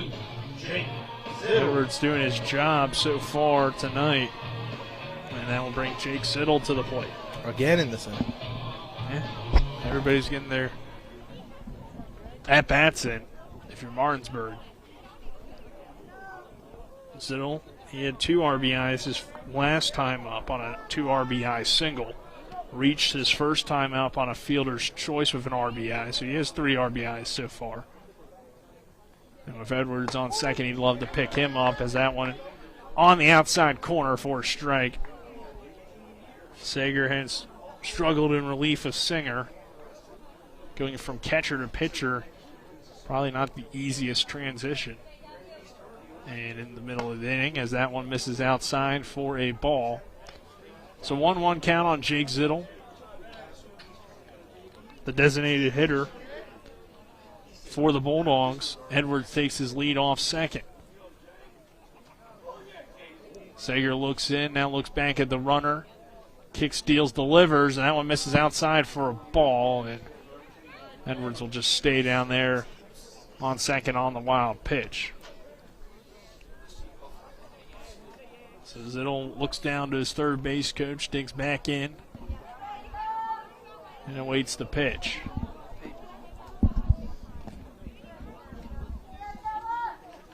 That pitch misses outside for a ball. So Jake Zittel being patient here tonight. We've seen the Dogs be pretty patient at the plate, not chasing really any bad pitches that I can recall. And it's a 3-1 count here on Jake Zittel, a runner on second. And Martinsburg leading 15-0 over East Hardy in this second inning. The pitch to Zittel is outside for ball 4 in the new turf. And rolling to the backstop, so Sager really having issues finding the zone, Spencer, and it's the second inning just continues. Yeah, it does continue, and you may need to extend your scoring sheet out here. Pretty soon you're already getting close there. I am. That was a joke from Trip Tobin, who was up here in the press box. Great job he did to this press box last week, or I guess the past few weeks. Great renovation here in this press box and helping out around the ballpark here. So Zittel draws the walk. And, yeah, we appreciate all the work he's done. And also him being one of our sponsors. Shout out to all of our sponsors. Thanks for them helping us broadcast this baseball season. And it looks like we got another pitching change, so we'll take another 1-minute break. This is West Virginia High School baseball. Martinsburg 15, East Hardy nothing here in the second inning. We're back in 60. Not sure where to go or who to trust with your flooring project? And start with Trips Flooring, proudly serving the area for more than 25 years, specializing in floor sanding and refinishing, along with installation of new flooring, including hardwood, tile, vinyl, laminate, carpet, and the hottest trend in flooring, luxury vinyl, tile, and luxury vinyl plank. Are you on a budget? Check out their warehouse, cash and carry, or call 304-229-7009, or visit them online at tripsfloorsanding.com. Let's go! Drink some beers! Mountaineer Grill and Pub! Conveniently located right off 81 at 214 Mid-Atlantic Parkway, Mountaineer Grill and Pub offers many daily specials, including happy hour 11 a.m. to 6 p.m. with $2 domestic bottles and $2.50 domestic drafts. Monday night is trivia night, Thursday night is wing night, and Wednesday and Sunday night is steak night. Let's go! Drink some beers! Mountaineer Grill and Pub! Welcome back to P.O. Faulkner Park here. Martinsburg on top, 15-0. And another pitching change here. Pitching change is brought to you by the Heffley Motor Company, located at 993 Hedgesville Road in Martinsburg. You're local, we're local, so why not buy local? I ride with them, so you should too. Coming in the ball game, Nate Smith, who I believe was in the ball game as he was the third baseman. So Smith going from third to the mound, the sophomore, 5'8", 180-pounder. 15 runs given up so far for East Hardy, and we'll see what the righty can do as Martinsburg rallying throughout this ball game. The offense has been there, which is good to see early in the season. And I wonder, too, I would think maybe Martinsburg's going to make a pitching change, not because it has to, but just Morris has spent so much time. Somebody's up there in the pen warming. Resting that, it'd be tough to go back out there and pitch, and probably wouldn't be great for him early in the year. Almost like rain delays. You get like in the MLB, you get past about an hour and 20-minute rain delay. You're not sending the guy back out there. It's just been too long to rest. You got to ramp back up. So Michael Lupus coming back to the plate. The Dogs have 2 on here in the inning.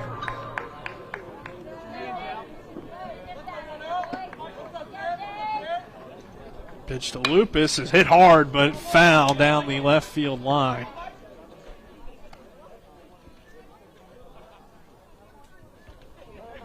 Bulldogs with the runners on first and second. Lupus at the plate. Edwards standing there on second. He picked up a 3 RBI double just a few moments ago as that one hits off the glove and rolls to the backstop. And now Sager, man, he's just been asked to work. Now he's back behind the plate. Yeah. And, I mean, you see the respect in this ball game, sportsmanship-wise.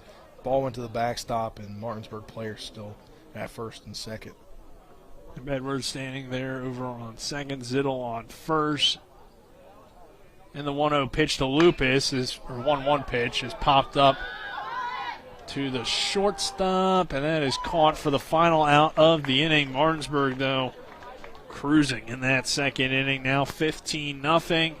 A 12-run inning for the Dogs. We'll head to the third. Martinsburg up 15-0 over East Hardy. This is West Virginia High School baseball on Talk Radio WRNR and TV 10. Ever try to collect on an insurance claim? Perhaps a homeowner's claim, auto accident, or fire. Insurance companies collect money from you for protection should something bad happen. And when it does, they don't want to pay, or they offer too little. At Mansion Ferretti, we have an attorney who worked defending insurance companies and knows all the dirty tricks they play to deny or lowball your claim. Call us today for help in getting what you really deserve. Mansion Ferretti, when you need justice. This is Matt Miller, along with my wife, Dale. As homeowners, we've been through the mortgage process several times, and each time we went to Mark and Cheryl Savitt at the Mortgage Center. They treat you like family with personal one-on-one service, walking with you through the process from application to settlement. Plus, low interest rates and closing costs. The Mortgage Center is on Edwin Miller Boulevard in Martinsburg. Phone 304-267-9040. Or online at mortgagefinancing.com. NMLS number 237527, equal housing lender. We welcome you back after a 50-minute second inning. Or was that just the bottom of the second? Or the entire second? The entire second, according to our on-site producer, Avery Newport. And the Bulldogs scoring 12 runs in that inning to take a 15-0 lead. And Lupus remains on, or not Lupus, gosh, why is that name in my head? Morris remains on the mound. Lupus ended the inning with the fly out. I think there's somebody.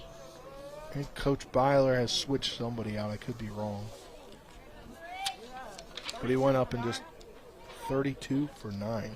So that would mean that Joseph Paulson coming on, and he comes in for, it says Trigg, so 9 wasn't in the ball game, so I'm not certain about that one, Spencer. I did hear 32 for 9, though. You heard that. 6? Well, 0-2 count here on Jones, the center fielder. Jones did single his first time up. So Wilt comes out of the game. Gotcha. At the right field position. And now that one hit Jones, so he'll reach base safely on the hit by pitch. After it looked like Morris was coming out strong. He had a 0-2 count, but just missing on that pitch and running a little inside. Hey, Nick, I joked with Coach Byler a couple weeks ago when we were out here, and he was telling me that he got a heater, or like fixed the heater or something in here. And I jokingly said, I said, where's the AC? As a joke. And he goes, well, you're really going to need that heater.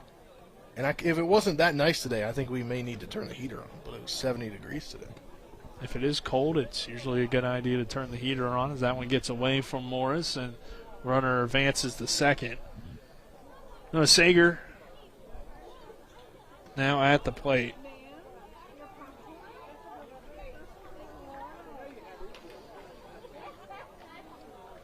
Umpires discussing things. It kind of looked like it had hit Sager, but... And yeah, we'll give him the base. I thought it did hit him. But since he didn't really react and the ump didn't single anything, I figured it didn't hit him because usually guys will try to sell the hit by a pitch. But I guess Sager's like, hey, I want to hit. Down 15-0. Might as well swing the bat, right? But Dawson Price coming to the plate. So back-to-back hit by pitches going against the Bulldogs. And that one misses low for a ball as Morris will see if Coach Byler wants to make a pitching change just because it was such a long bottom of the second inning where Morris was not pitching. Is he warm still as he gets that swing and a miss for strike one? 1-1 count here on Price. So runners on first and second to begin the third inning here for East Hardy, and the Cougars looking solid to begin this inning. And that one hit hard up the middle. That will be a base hit. And we'll see as Sager turns the corner on third. The throw to third off of Edwards. Throw down to third. Got him. Got him. Wow. Great relay. That's been twice now, relay. I mean, it didn't come right from the outfield on that throw. It came over. Was it from the pitcher? It was Edwards came in from first to make the play. But, I mean, that's twice now at third base. They've gotten some outs. Yeah, and that's good awareness from the team as they do allow the run. And Sager's scoring from third, but a throw out there at third brings it now to 1 out in the inning, but 1 run on the board after the single and fielder's choice by the Bulldogs. Or RBI single, but then fielder's choice to get the out.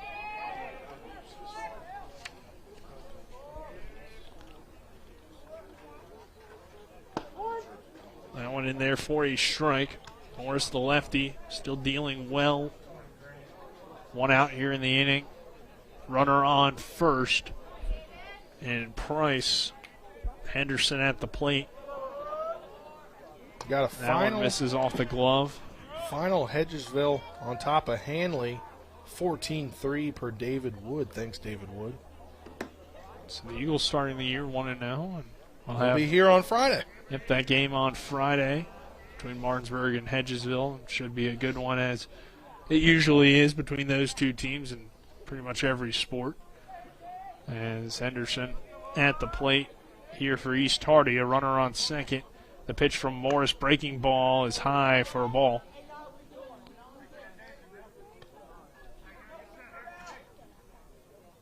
So Martinsburg up 15-1 here.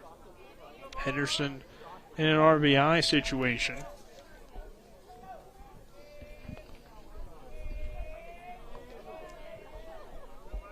The pitch from Morris, low for ball 4, and Henderson reaches the base safely. Yeah, runners on first and second now here. Just 1 out in the top of the third inning. That will bring A.J. Swisher to the plate. Swisher coming in for Teets. So his first at-bat of the ball game.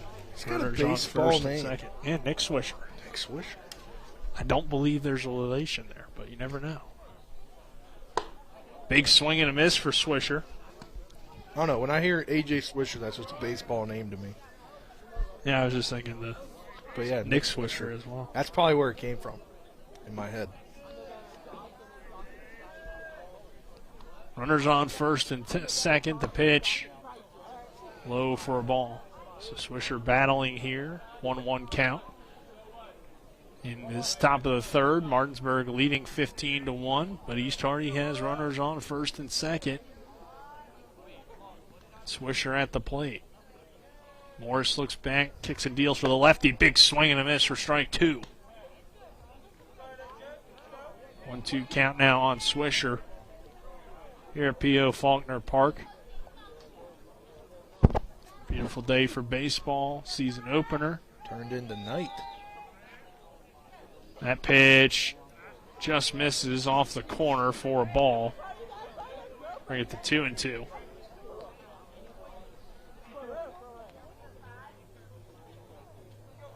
Morris looks in to his catcher. Now looks back at first and back at the runner on second. The lefty delivers on 2-2. Got him on the corner for strike 3. Swisher is retired by Morris. Great job by Morris here. to play as well as he has in this inning because he was sitting down for 30 minutes. Yeah. 30 plus. A long time on the bench. He wasn't running the bases due to being the pitcher, and he had some hits in that rally for Martinsburg, but continuing to shut down this East Hardy team for the most part, as Smith coming to the plate, and now in a pitcher versus pitcher matchup, as Smith checked or moved from third base to the pitcher position. He takes the first pitch for a ball. 1-0 count on Smith. Runner goes toward third, a wild throw into the outfield. That will score the run for East Hardy. A throw back to third and not in time, as Sanovich tried to gun down Price at third base. Might have been able to get him with a little bit better throw, but the throw a little wild down that third base line, and East Hardy with its second run of the ball game.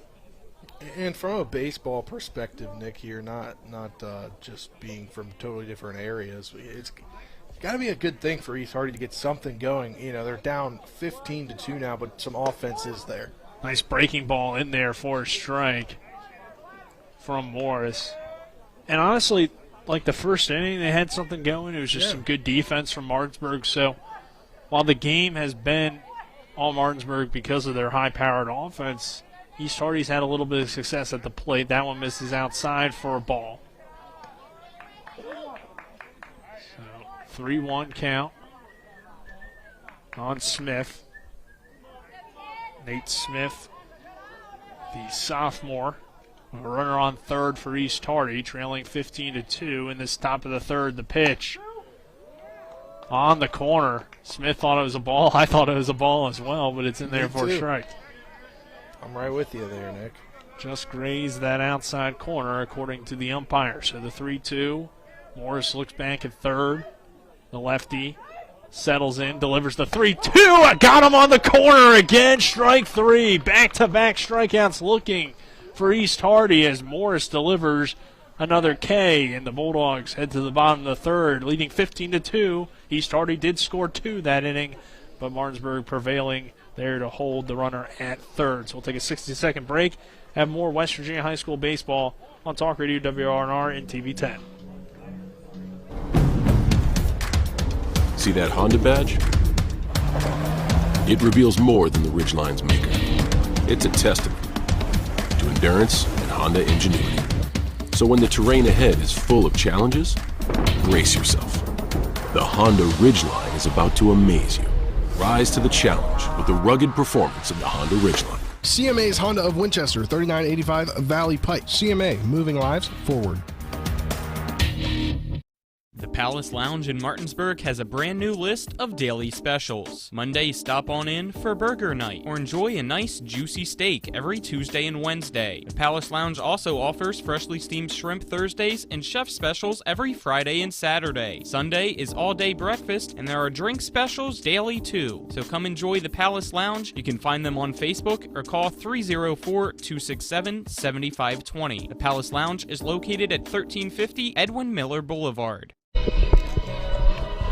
We welcome you back to P.O. Faulkner Park.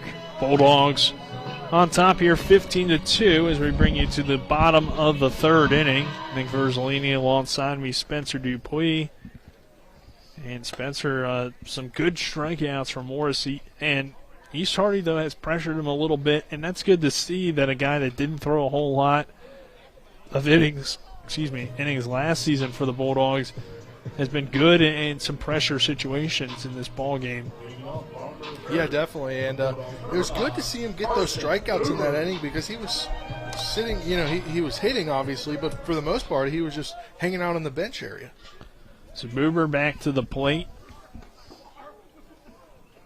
And Smith remains on the mound, and he starts with a breaking ball, low for ball one.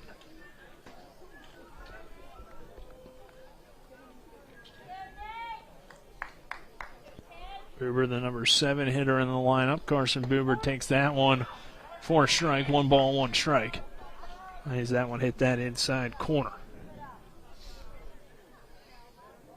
Buber 0 for 1 in the ball game. Grounded out his last time up. Thanks that breaking ball as that comes across the plate for strike 2. So Smith may be settling in a little bit for he's tardy with these off-speed pitches. The pitch to Boober outside for a ball. Going with the breaking ball away there. And seeing if you can get Boober to chase. 2-2 count. Boober fouls that one away on the inside part of the plate down the left field line. Into the home side dugout. So 2-2 count. Boober, the second baseman, is 0 for 1 in the ball game. This pitch to him, popped up over the press box and out of play. Hit the visiting bleachers.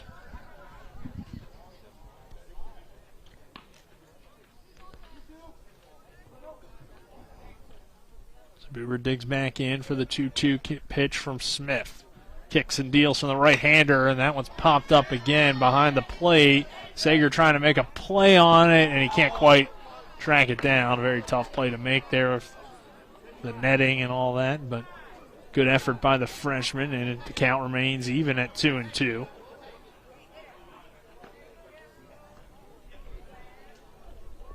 So Boober will dig back in, the right-handed hitting. Righty versus righty.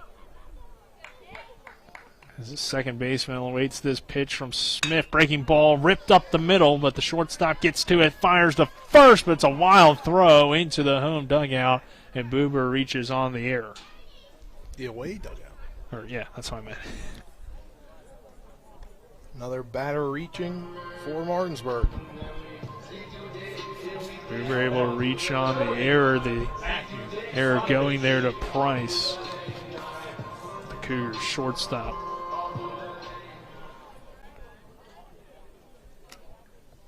So, Sonovich coming back to the plate. The Bulldog catcher takes that pitch high and inside for a ball. And probably pretty frustrated as Smith. He had a good battle there, got the ground ball, but his defense couldn't quite pick him up. And the Bulldogs have another runner on the base paths.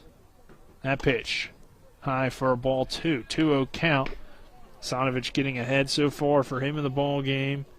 He walked, was caught stealing his last at-bat, and then, or his first at-bat of that second inning, and then he had a 2 RBI on a double. And he'll take that one inside for a ball. So runner on first as Boober reaching on the error takes his lead. Smith looks into his catcher, Sager, now looks back at the runner on first. And time called.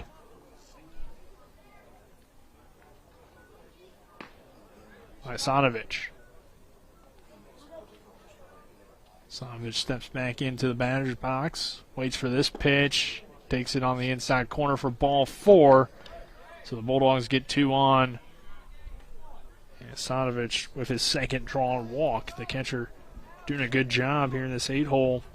And really the bottom of the order has done a good job of, the whole order has done a good job of getting on base, but it's nice to see that your whole order has that same kind of approach. And it's coming on now for the Bulldogs as we have a pinch hitter. It will be Trace Spar, the junior. Coming in for Jordan Canby.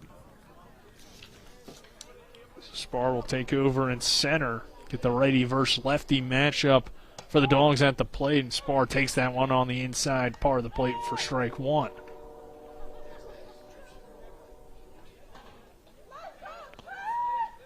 So Boober reaching on the error, and then the walk for Sonovich. Runners on first and second for the Dogs. The pitch to Spar as a swing and a miss, strike number 2.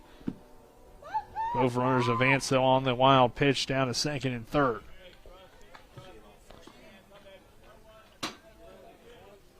Not really a wild pitch, more of a pass play by the catcher. Yeah, pass ball.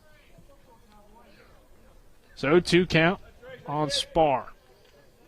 The pitch from Smith. Just off the glove and outside for ball 1. 1-2 now on Spar.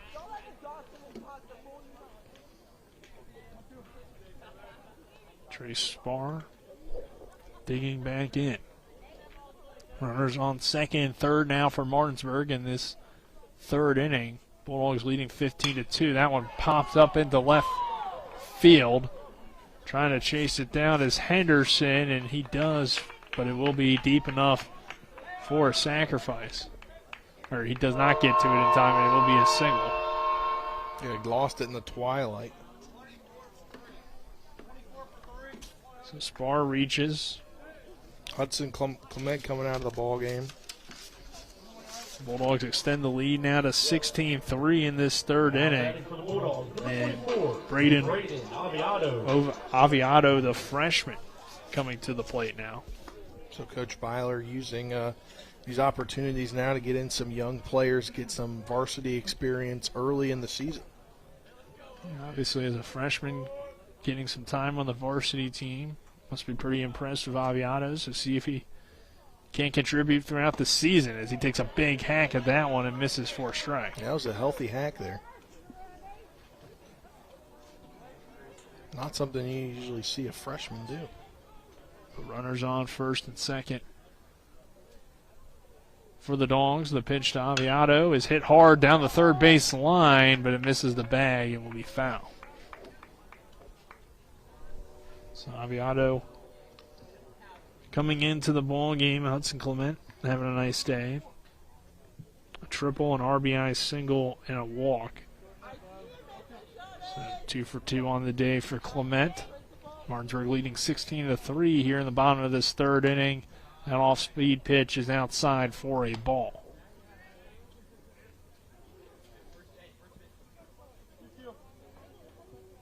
Two count on Aviado. Runners on first and second for Martinsburg. The pitch. Breaking ball fouled away off the catcher's helmet. Appears to be all right. Sager will reset.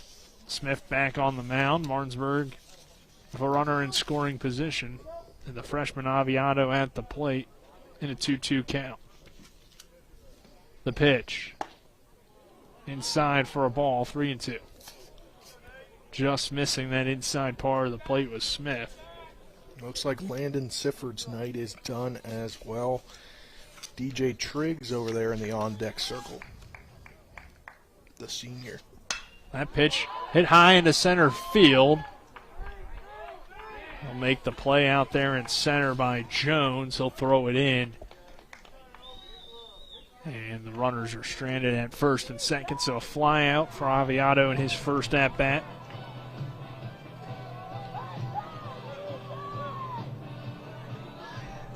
Now batting number 9, DJ Triggs. So Triggs coming to the plate, as you mentioned, Spencer, and he'll make his first at-bat of the season with runners on first and second for the Dogs, and now 2 away in the inning.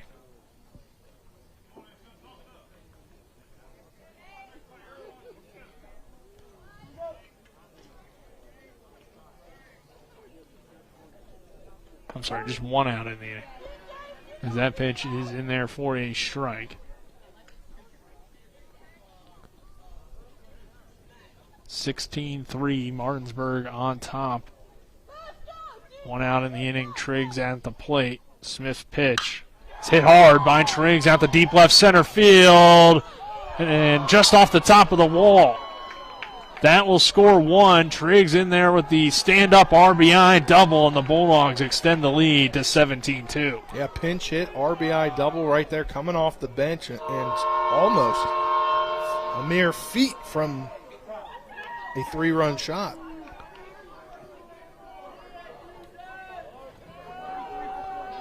And we have another substitution as the Bulldogs are going to bring in 23, Walker Hall.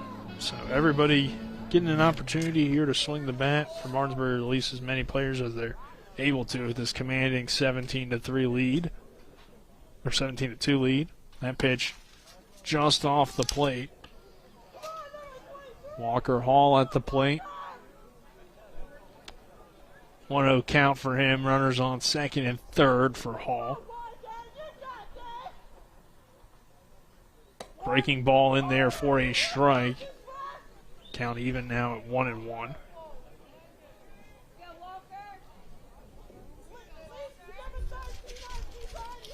Hall coming in for Morris. Hall takes that pitch low for a ball. 2-1 count on Walker Hall. Hall, a senior for Martinsburg. One of the many guys with that experience coming back as he'll foul that one away into the backstop. Smith battling for East Hardy on the mound. The third pitcher to go in this ball game after the two Sagers pitched earlier, and then Smith coming in here now. This pitch low in the dirt, check swing, and they'll rule it a ball.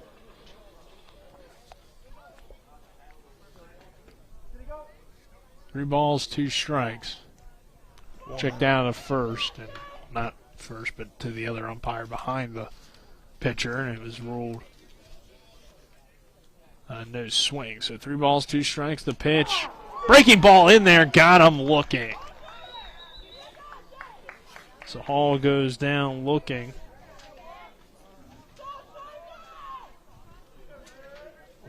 Now batting for the Bulldogs, number 15.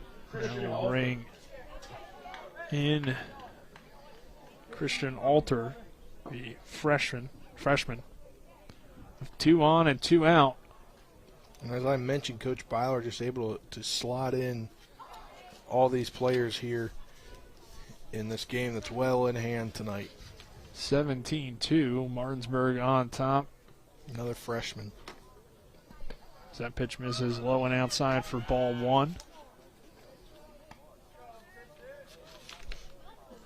Alter, the freshman.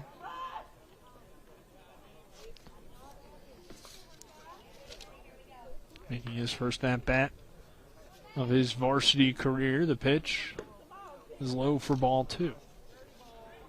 2 balls, no strikes, 2 away in the inning, 2 on for the Bulldogs in the season opener here at P.O. Faulkner Park. Martinsburg will play Hedgesville on Friday, and that pitch from Smith misses inside. 3 balls, no strikes. Alter at the plate. East Hardy. And Martinsburg will play later again this season at East Hardy. This one was originally supposed to be theirs. That one's in there for strike 1 on the inside part of the plate. But due to field conditions, they moved the game to Martinsburg, so the one later in the year that is at Martinsburg will now be played at East Hardy. And the Bulldogs leading here 17-2. That one hit hard, but not very far. Shallow right field, but it will drop in for a base hit. Yeah, bloops down there in no man's land. Really nobody in the area. They're all having to give chase. That will score Spar, and the first hit of his young career for Alter, Christian Alter, in his first at-bat, starts it with a base hit. Now Joseph Paulson, the senior, coming in the game, so it looks like a whole entire new lineup coming through here. Yep, Alter coming in, and he reaches first. Now Paulson in. He'll take a big swing and a miss at that one. And a lot of seniors on this Bulldogs team, which means, they've at least played in this Bulldog, whether they play JV or varsity before, they at least have that experience of being on the team, most of them. So you can trust throwing them out there. That one in there for strike number 2. To finish this game off. On Paulson.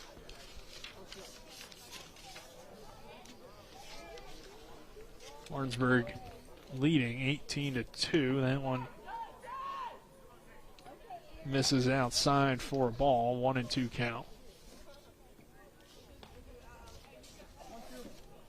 On Paulson. 2 outs in the inning. Runners at the corners for Martinsburg. Smith looks into his catcher and now delivers the pitch. That one hit hard into left field, and it will get down for an easy base hit. Bulldogs score another 19-2. And in with a stand-up double is the senior Paulson, Joseph Paulson, getting the double. Now Eric King getting ready to come on. Eric King, Martinsburg. Three-sport athlete. Yeah, I believe played JV basketball this year and varsity football. And now on the varsity baseball season.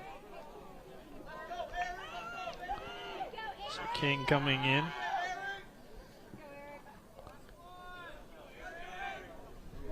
Runners on second and third. That one in there for a strike on the outside part of the plate.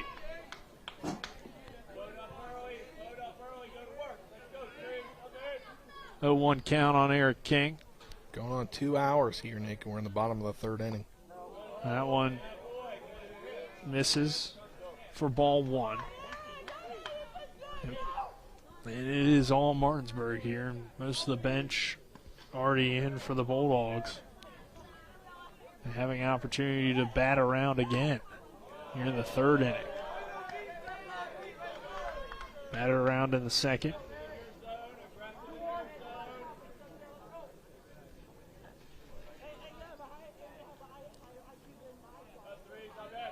Smith's pitch to King.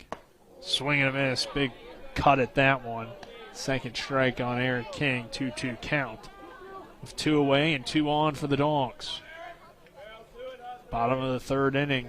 Martinsburg with a commanding lead here at P.O. Faulkner Park. Smith's pitch to King. High and outside for a ball. 3 balls, 2 strikes. So 3-2, 2 away. Martinsburg up 19-2. The pitch to King. Breaking ball. Swing and a miss. Strike 3. And that does it for the inning as the Dogs leave 3 on. But another big inning for Martinsburg. We'll head to the 4th. Bulldogs on top 19-2. We're back in 60 seconds. Are you considering selling your home and don't know where to start? Then call Chris Ross and the Milestone Real Estate Group at Keller Williams. A Martinsburg High School graduate, Chris knows the local market, and he's proven it as #1 real estate team in West Virginia in 2019. Phone Milestone Real Estate Group at Keller Williams at 304-579-7349 or go to callchrisross.com. Let's celebrate your real estate milestone together. Heffley Motor Company, serving the Eastern Panhandle for over 17 years. Known for our wide variety of vehicles at great prices, we are the area's only pre-owned Carfax Advantage dealer. Save yourself time and money. Come see us. You'll be glad you did. And don't forget our popular detailing service to keep your car looking brand new. We're proud to be your partner serving the community. You're local, we're local, why not buy local? Heffley Motor Company, a nice place to do business. Welcome back to P.O. Faulkner Park. It's all Martinsburg here as we begin this 4th inning. Nick Verzolini alongside me, Spencer Dupuis, and we got Spencer another pitching change. Is that a cue?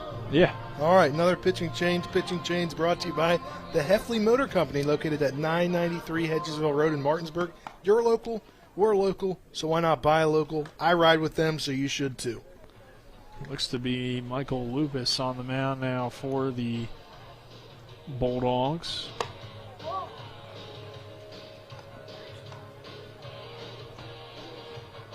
(19-2) here in this 4th inning as we begin the 4th inning.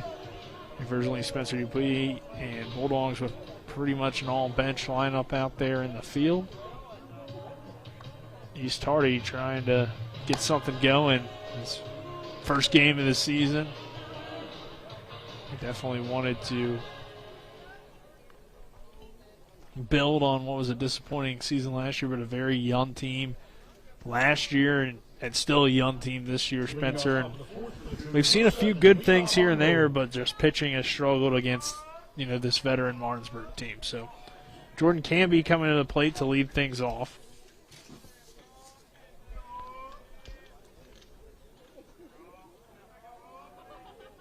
Pitch to Canby hit hard down the third baseline. And we'll go foul. Yeah, stays foul there. So Lupus, his first pitch of the game for him.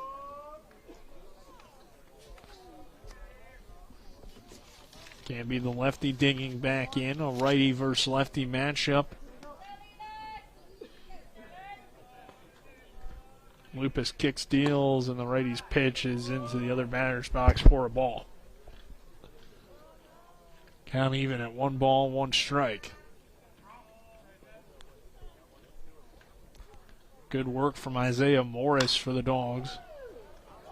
Giving up 2 runs. His 3 innings of work probably would have kept going if wasn't so much time spent on the bench and also a commanding lead. So yeah. Get some other guys some opportunities. If you're Martinsburg, Lupus getting that work in here. 1-2 count ahead on Camby, and he got him looking on the edge. Great strikeout there. Camby goes down looking. And Martinsburg with now its 5th strikeout as a team in this ball game. And that is 3 in a row if we go, or no, sorry. 2 in a row if we go back to last night. Wouldn't that be 3? I thought you got 2 in a row at the end of last time. Yeah, no, you're right. Yeah. I was confused because I don't know why. It's okay, Nick. It's game 1. So Camby goes down there.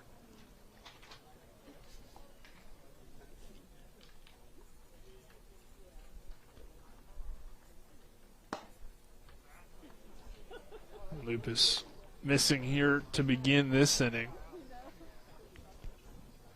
2 balls, no strikes.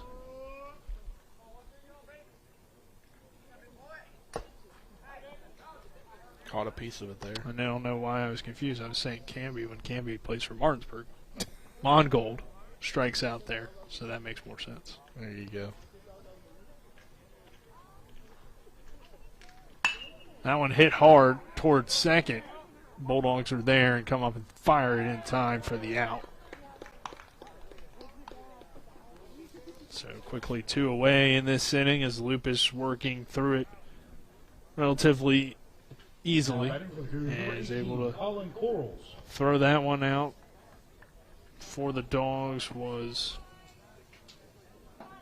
Keegan Everhart at second base.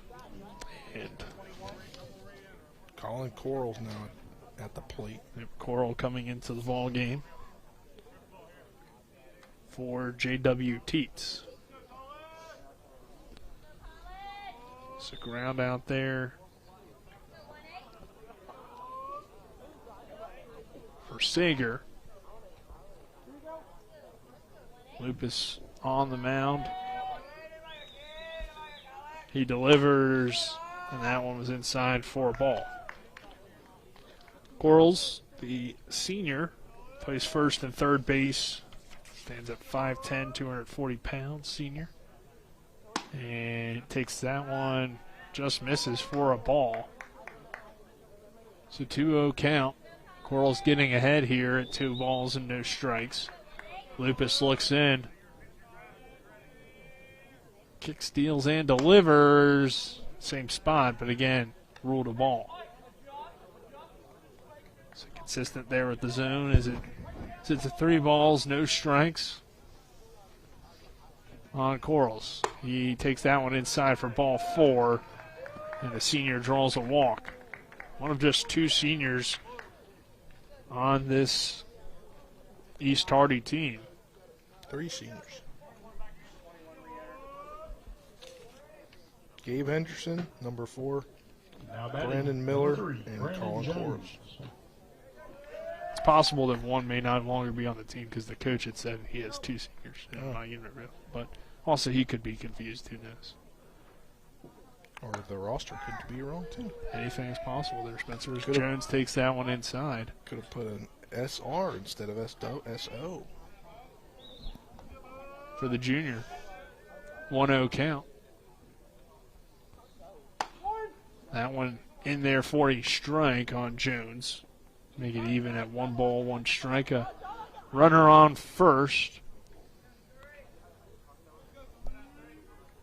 Lupus kick steals. That one's high for a ball. 2 balls, 1 strike. Martinsburg on top.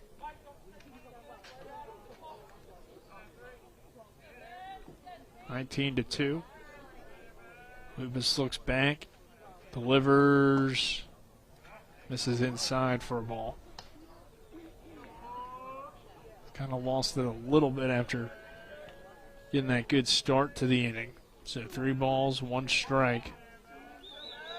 Here in inning number 4, that pitch on the corner for strike number 2. 3 balls and 2 strikes.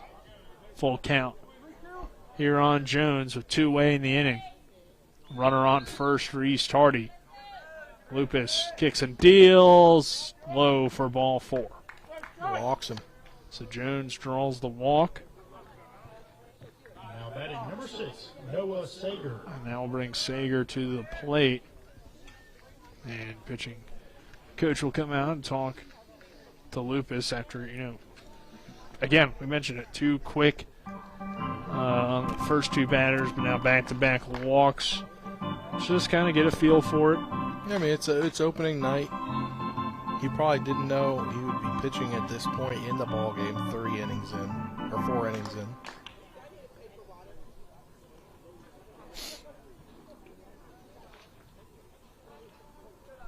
Fourth inning, Martinsburg on top. Here at home, 19-2 over East Hardy. Nick Verzolini, Spencer Dupuis, happy to have you with us. John Alderton and along with Avery Newport, our crew, and on-site crew, and Colin McLaughlin back in the studio. Pitch, swing and a miss. Strike 1. Lupus coming back with the heat and gets the early strike on Sager. And if you're just tuning in, you see the ball game here at 19-2. Just about 2 hours into the ball game, Nick. Yeah, high fly ball. And now we go fouling out of play. Right by Avery over there. We're pretty close. Give him a scare, maybe. He didn't seem stunned at all. He was just like, if it hits me, it hits me. There you go.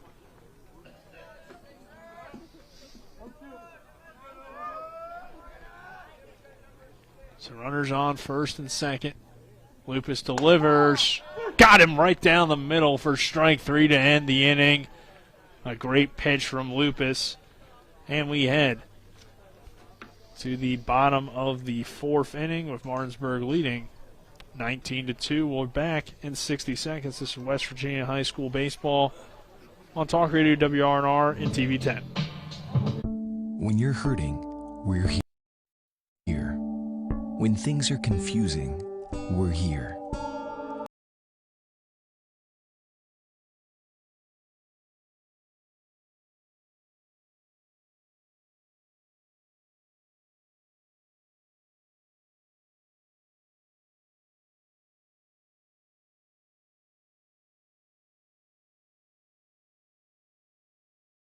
Down Ranson, we're here when you need us.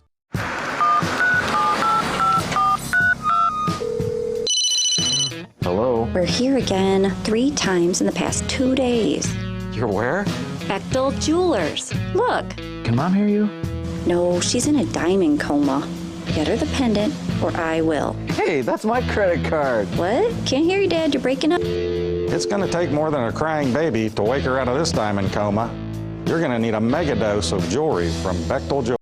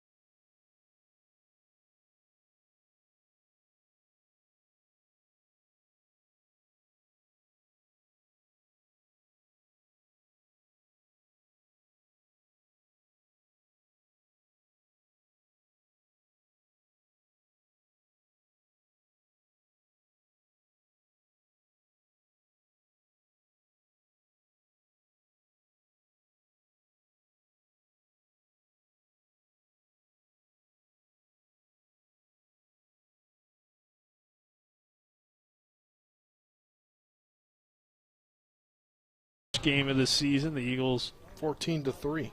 get a 14-3 win. So that should be a pretty good one, and looking forward to it. Two teams that are always toward the top of the Eastern Panhandle Athletic Conference. Mongold back, or on the mound here to begin this inning. And Bulldogs Keegan Everhart have Everhart, the sophomore. Yep, leading off to begin this inning. Number 2. I believe he played second. Yes. In the field now. And Everhart in for Boobler. That was a big hack.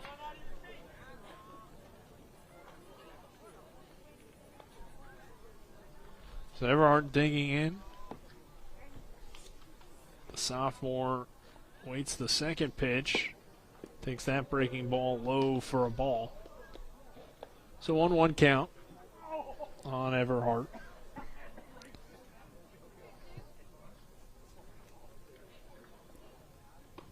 He was on the varsity roster a season ago, but didn't get a ton of time, and back with the team again this year in a reserve role. And we saw him come around to score earlier as a pinch runner, and now in the ball game at the plate.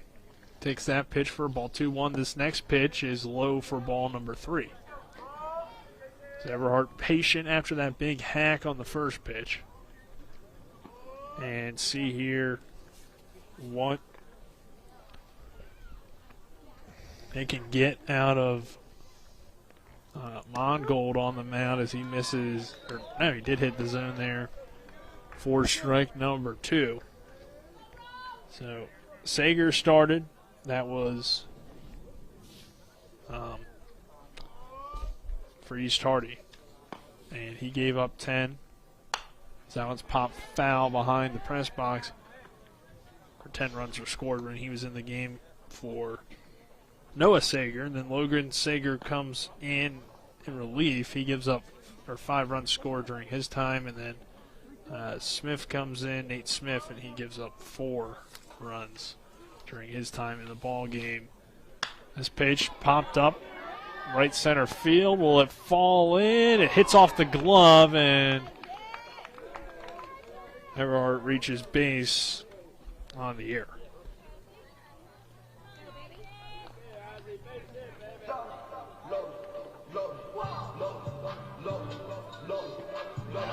Number 25, Isaac Grove.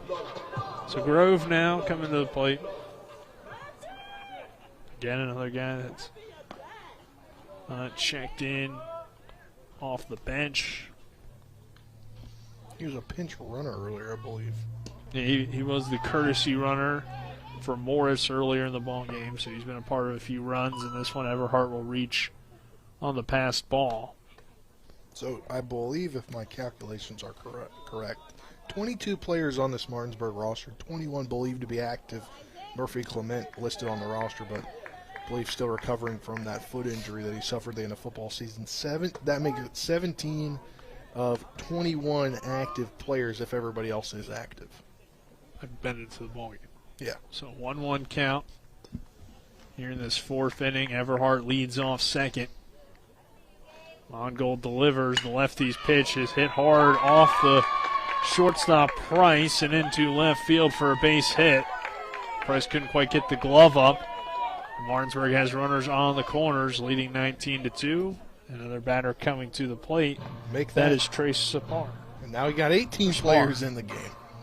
Sapar's been in the game. Yes? Yeah, he. Then I was wrong. You got 18 players. Okay. It didn't count it. Too many changes. Getting a little messed up here. Sapar had a single his last time up. Runners on the corners, now a chance to get an RBI, and he fouls that one back into the netting.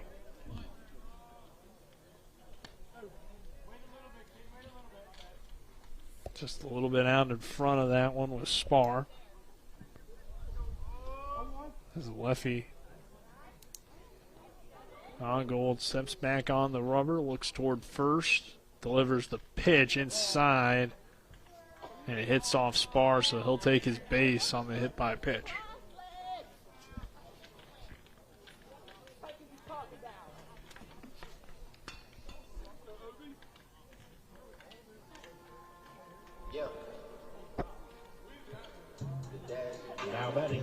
24, Braden Aviado.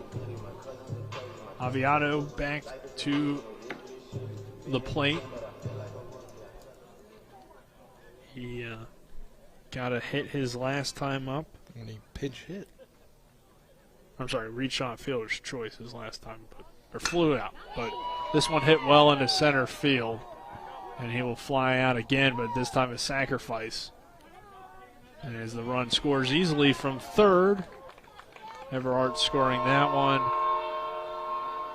And now 20-2, Martinsburg on top. So did his job as a freshman with guy on third, at least hit it to the outfield. And he's able to do that and drive in the run for his first RBI.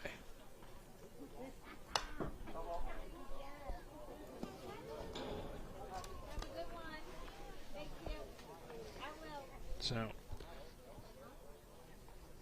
back at the plate now for the Bulldogs is Sifford. Sifford has 2 RBIs in this ball game. Kicks that ball outside. Runners on first and second for the Bulldogs, leading 20-2 in this bottom of the 4th inning. Over East Tardy. Pitch for Mongold is fouled back into the netting. It's 1 ball, 2 strike count. 1 out here in the inning. Sifford at the plate for Martinsburg.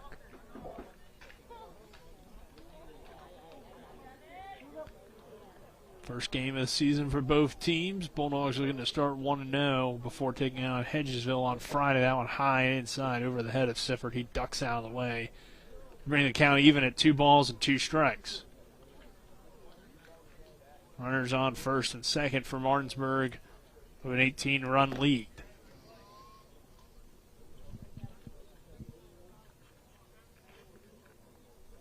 The pitch. Ripped down the third baseline and off the glove of the third baseman. He can step, though, on third for the out.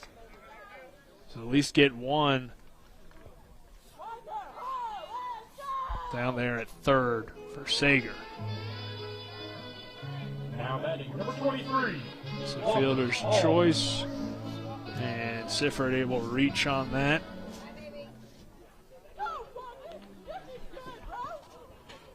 Hall now back to the plate. Well, he's now in the game. It's his first. No, he did come up last time. Oh, he did? Struck out. Looking. See, too many players coming to the game. I got it. Now we're on 19 players in the ball game. I'm bad at keeping track, but also so many wholesale changes here. So Hall here with a 1-1 count. Struck out his last time. Has 2 runners on for the Bulldogs. That pitch hit hard on the ground, off the glove, and the throw is off the first base bank. So Hall reaching on another East Hardy error, and the inning will continue with the bases loaded. Number 15, Christian Alter. Alter, he had an RBI his last time up. He'll come to the plate. The freshman with the bases loaded.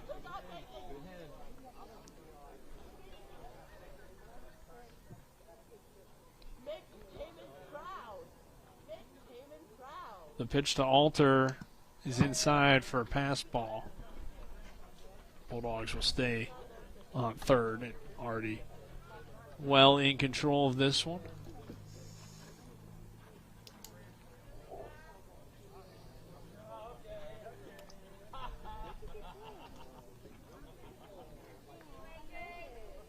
So the 1-0 pitch, kicks and deals for Mongold. It's high for a ball. So 2 balls, no strikes.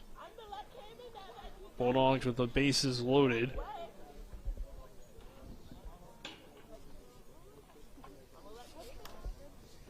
The pitch hit hard into left field, and that blooper will get down. Run will score easily from third.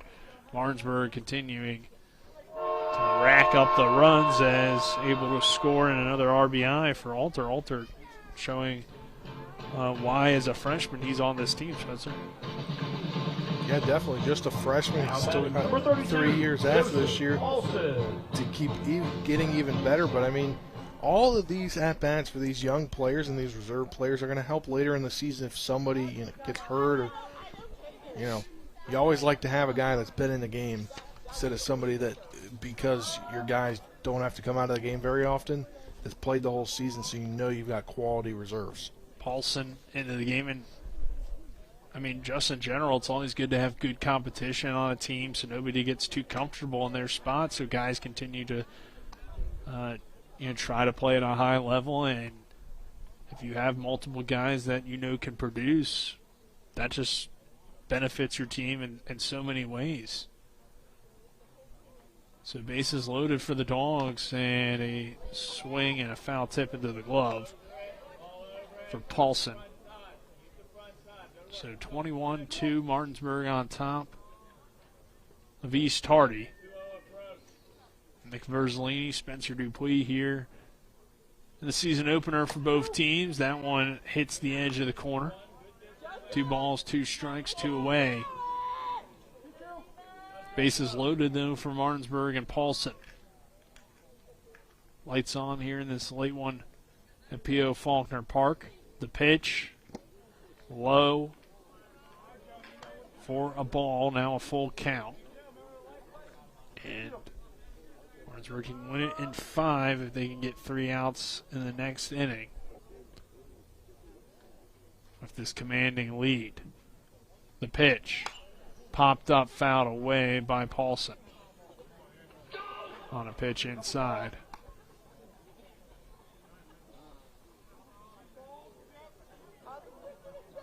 Three-two count. Bases loaded for the Dogs. Paulson at the plate. 21-2 lead here in the bottom of the 4th inning. The pitch. Outside for ball 4. That will walk in another run. And it is now 22-2.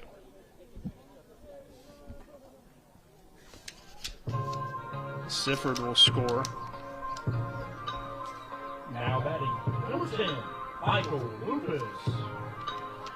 Lupus to the plate, now in at pitcher. Started the game at third base. I believe he's the only one that's still in the ball game that started the ball game. Sifford is still in as well. Yes. As Lupus will take that one for a ball. So Michael Lupus, the junior, looking to close this one out in the next half inning.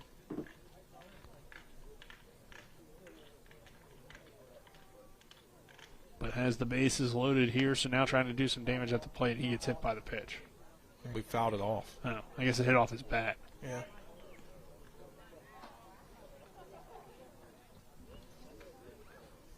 So, count.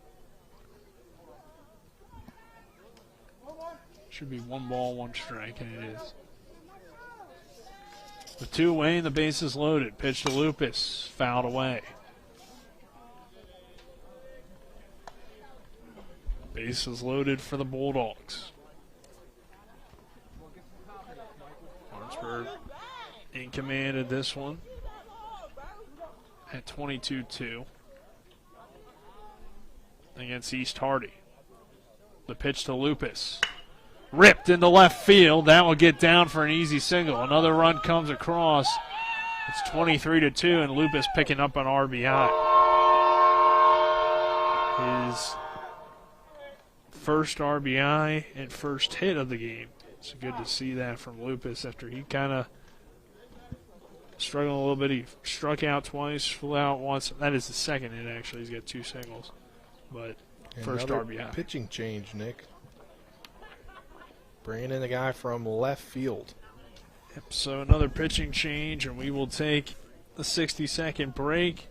Martinsburg leading 23-2 over East Hardy. We're back in 60 seconds. This is West Virginia High School Baseball on Talk Radio WRNR and TV 10. WVU Medicine is pleased to introduce 6 new providers who've joined our medical staffs at Berkeley Medical Center, Jefferson Medical Center, and University Healthcare Physicians. Nurse practitioner Alexis Alastanos, Urgent Care, Dr. Anderson Cho, Hospitalist. Physician's Assistant Brian Daunt, Pain Management, Dr. Payam Haradi, Anesthesia. Physician's Assistant Brittany Herber, Orthopedics, and Dr. Esther Lynn, Family Medicine. WVU Medicine, growing to meet the needs of our community. Burke, Schultz, Harmon, and Jenkinson, where accident, injury, and disability lawyers with over 120 years combined local trial experience. When injury or illness has stopped you from working, you may be eligible for Social Security disability. Ron Harmon has been winning disability claims for over a quarter of a century. Don't hire some out-of-state firm. Ron Harmon's in Martinsburg. He will meet with you right here in our office. Get a local lawyer you can trust. Call 304-LAWYERS for a free consultation. 304-LAWYERS or 304-263-0900. We welcome you back to P.O. Faulkner Park. We have a pitching change, Spencer, and it will be Gabe Henderson now onto the mound for East Hardy. Yeah, we do. Again, pitching changes brought to you by the Heffley Motor Company, giving them a lot of free shout-outs tonight. Heffley Motor Company located at 993 Hedgesville Road in Martinsburg. You're local, we're local, so why not buy local? I ride with them. You should, too. They gave me a killer deal a couple weeks back after I totaled my vehicle in an accident about a month ago. Easy process down there. Richie Heffley knows how to get you in and out in a car, or in without a car, out with a brand or a new car, new used car. Gotcha. Yeah, that sounds good. So, well, we continue here with 23-2 Martinsburg as the Bulldogs just continue to play good ball in both phases of the game. Or really all three parts. The defense has been good behind the pitching when needed. The pitching has been really good as well. And, of course, the bats have put pretty much no pressure on the Martinsburg pitching staff so far. As that one misses inside, nearly hit him. And no pressure at all, Nick. I mean, Martinsburg's been hitting for probably an hour plus total in this ballgame. If you total up each bottom half inning, it is 9:21 now. Game started just after 7 p.m. It's been a dominating performance as that one's in there for a strike.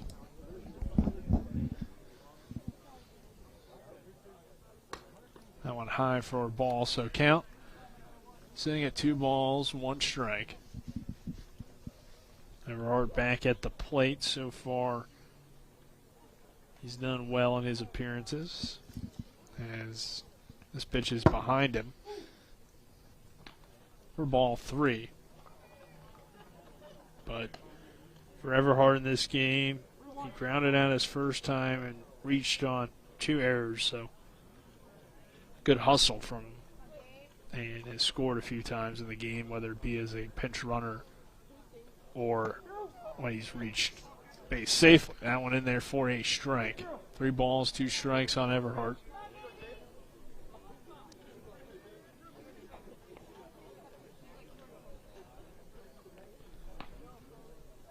That one behind him for ball 4, so draws the walk and gets the RBI as the Bulldogs now lead it 24-2 on another run scored there. So tough beginning for Gabe Henderson as he walks in that run. Have we just given up on the scorebook, Nick? Kind of, not completely. Got to get some game stats at the end of the game, Nick. There is a lot of stats to go over, and I will try to be as accurate as possible.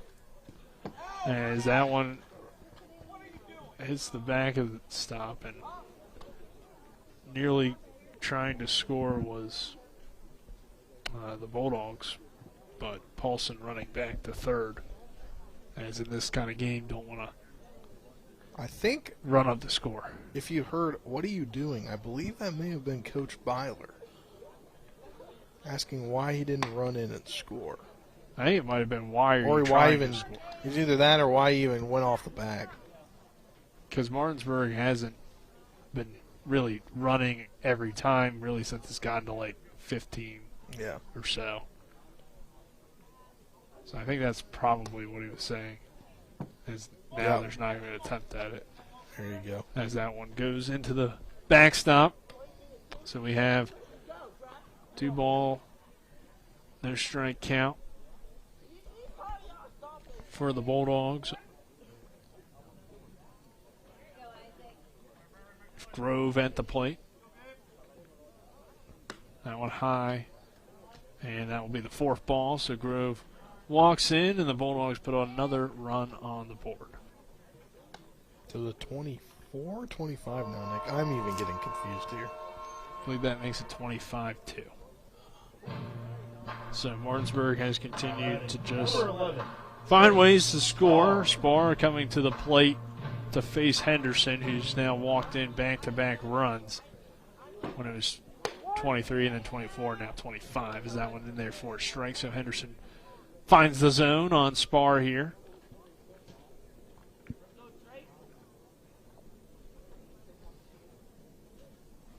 Spar now takes that one outside. 4 ball, count even at 1 ball, 1 strike.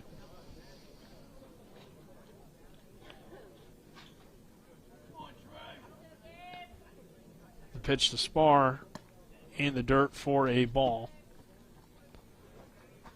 So that will make it 3 balls, 3 balls, 1 count, 1 strike.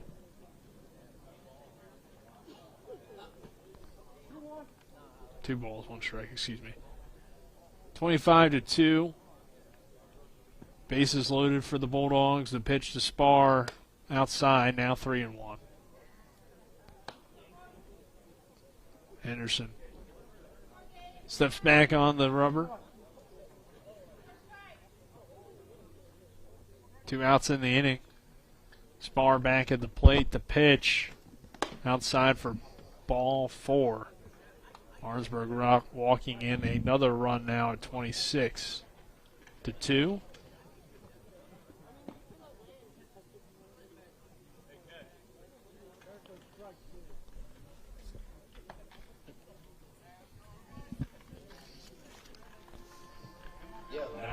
Number 24, Braden Aviano. These young guys getting some quality at bats tonight, 2 or 3 at bats so far. That one hits Aviano, so another run. 27-2.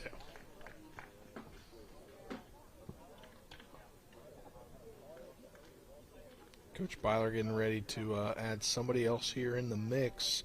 Not very many people left to add, Nick. And it looks like we could see another pitching change, and we will. So, we'll take a 60-second break. When we return, we'll have more. Martinsburg 27, East Hardy 2. This is West Virginia High School Baseball on Talker Do WRNR and TV 10. Burke, Schultz, Harmon, and Jenkinson, where accident, injury, and disability lawyers with over 120 years combined local trial experience. When injury or illness has stopped you from working, you may be eligible for Social Security disability. Ron Harmon has been winning disability claims for over a quarter of a century. Don't hire some out-of-state firm. Ron Harmon's in Martinsburg. He will meet with you right here in our office. Get a local lawyer you can trust. Call 304-LAWYERS for a free consultation. 304-LAWYERS or 304-263-0900. WVU Medicine is pleased to introduce 6 new providers who've joined our medical staffs at Berkeley Medical Center, Jefferson Medical Center, and University Healthcare Physicians. Nurse practitioner Alexis Alastanos, urgent care. Dr. Anderson Cho, hospitalist. Physician's assistant Brian Daunt, pain management. Dr. Payam Haradi, anesthesia. Physician's assistant Brittany Herber, orthopedics. And Dr. Esther Lynn, family medicine. WVU Medicine, growing to meet the needs of our community. We welcome you back to P.O. Faulkner Park. Our pitching change brought to you by Heffley Motor Company it'll be Jones coming into the ball game. That is Brandon Jones, a guy that plays multiple positions, a sophomore. 2 outs in the inning. Martinsburg on top 27-2 in this bottom half. of the fourth. And Spencer. It's crazy. We're at just about 2.5 hours in the ball game, and we're in the bottom of the fourth inning. Yeah, this East Hardy team still has a long way to go. As you have to wonder, too, I mean, how many of these guys are actual pitchers on their staff. I mean, because we really haven't seen many strikes thrown in the last few pitchers. See what Jones has as he misses inside for a ball.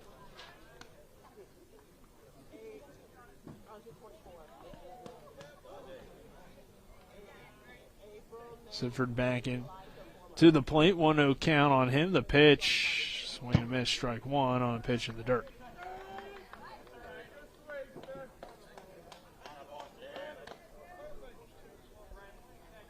One count. 2 outs. Bases loaded for Martinsburg. Looks like East Hardy will have 6 days off before we get back and play at Petersburg on Tuesday. So I guess they have some time to get these guys rested for their next ball game if pitching is at a premium for this team. That pitch missing inside, 2-1 count. That one high and behind him. But it actually hit off the bat, so it will be 2-2. So 2 balls, 2 strikes, 2 away. Can Jones work his way out of this inning and send us to the 5th? Or will Martinsburg continue to build what is a dominating lead at 27-2? The pitch. Breaking ball, swing and a miss, strike 3. That does it for the 4th. We're headed to the 5th inning. Bulldogs 27. East Hardy 2. We're back in 60 seconds. This is West Virginia baseball on TV 10 and WRNR. This is Matt Miller, along with my wife, Dale. As homeowners, we've been through the mortgage process several times, and each time we went to Mark and Cheryl Savitt at the Mortgage Center. They treat you like family with personal one-on-one service, walking with you through the process from application to settlement. Plus, low interest rates and closing costs. The Mortgage Center is on Edwin Miller Boulevard in Martinsburg. Phone 304-267-9040. Or online at mortgagefinancing.com. NMLS number 237527, equal housing lender. With 4 new car dealerships and 4 used car dealerships in 3 states, Parsons is the largest used car and fastest growing new car dealer in the tri-state area. Take Parsons Ford with huge savings on hundreds of new Fords, financing from 0%, Parsons' goal of financing for all, and Parsons' famous above-market trade-in allowances that help make Parsons #1 for used cars too. See why so many won't buy anywhere but Parsons Ford in Martinsburg. We became #1 by making you #1 first. Parsons. We welcome you back to P.O. Faulkner Park. Martinsburg cruising in this one and trying to close it out here. As we do have another pitching change, we'll get you that in just a few moments. But Spencer's been a real good outing for the Bulldogs, obviously, and great way to start the season. But it's clear this East Hardy team is still very young. They don't quite have the experience yet to compete with a team like Martinsburg, so it's a good way to warm up for your season in a way, because Hedgesville we expect to be a much tougher challenge for the Dogs on Friday, but I don't know how much Coach Byler's going to take away from this one, considering that this was a pretty big mismatch. I think the one thing you take away from this is it's early in the season. You're getting a lot of guys that don't have varsity experience multiple times at the plate, multiple innings in the field. And I think that's what you take away from it is, unfortunate things happen during a baseball season. Somebody could go down. COVID is still a thing, so somebody could have COVID and not be able to play. So the fact that you've gotten 19 players into the ball game tonight just kind of shows the depth of this team, that they're still able to put up runs at this point. So Jordan Canby will do the pitching for the Bulldogs to close this one out. Price at the plate. The pitch from Canby is popped foul and out of play. Martinsburg up 27-2 in this fifth inning. In high school baseball, it is 10 after 5, Spencer, correct? For the run rule? Yes, sorry, it is 10 after 5. We're in the fifth, and we're well above 10. One ball, one strike, and that one hits the corner for strike number 2. 1 ball, 2 strikes now on Price.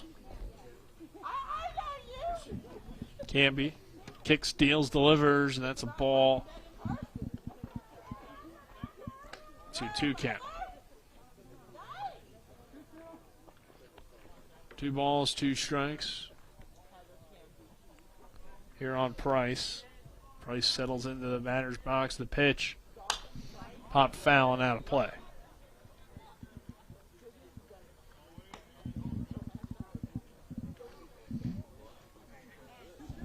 Canby steps back on the mound. 2-2 count. Price digs back in.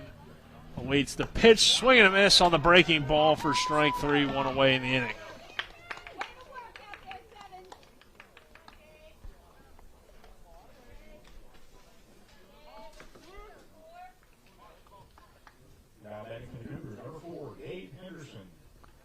Henderson now to the plate for East Hardy and the Cougars. Henderson digging back in, 27-2. If you're just now joining us here in the fifth inning, that pitch in there for a strike. Canby coming in, throwing some good pitches. Guy that started the game in center field. Now on the mound. That one on the inside corner for strike 2 on Henderson. Now he looks in. Kicks, deals, delivers to Henderson. That's high for a ball, 1-2 count. It's Martinsburg leading 27-2.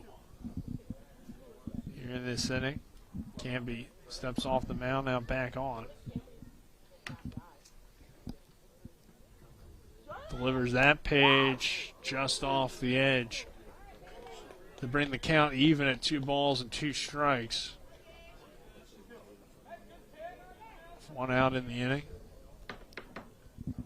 The 2-2, high for a ball, 3 balls, 2 strikes.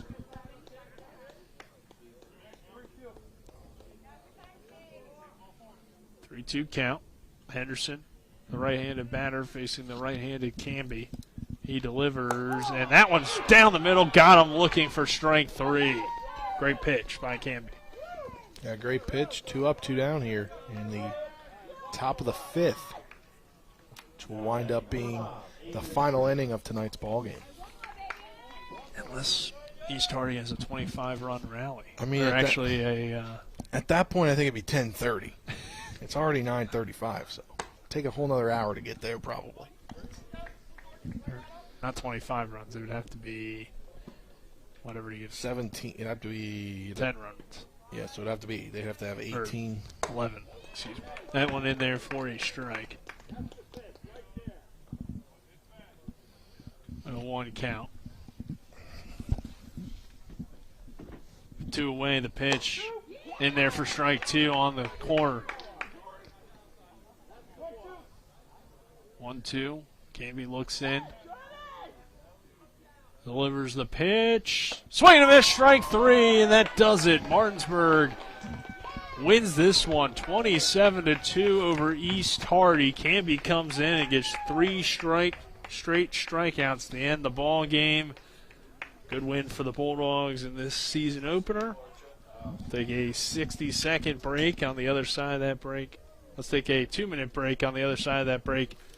We will break things down, give you some stats, and hopefully be joined by head coach Aaron Byler after this one. It's Martinsburg getting the win once again, 27-2 over East Hardy.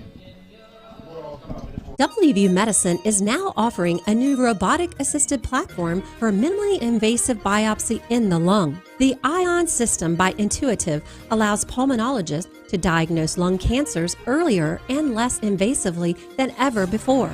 With the ION system, tissue samples can be obtained from hard-to-reach areas of the lung, resulting in earlier diagnosis of smaller nodules and better outcomes for patients. WVU Medicine, the future of surgery is here. Burke, Schultz, Harmon, and Jenkinson, where accident, injury, and disability lawyers with over 120 years combined local trial experience. When injury or illness has stopped you from working, you may be eligible for Social Security disability. Ron Harmon has been winning disability claims for over a quarter of a century. Don't hire some out-of-state firm. Ron Harmon's in Martinsburg. He will meet with you right here in our office. Get a local lawyer you can trust. Call 304-LAWYERS for a free consultation. 304-LAWYERS or 304-263-0900.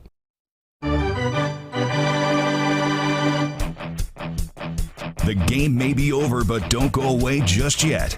We've got a complete game recap, analysis, stats, the player of the game, and we'll prepare you for our next broadcast.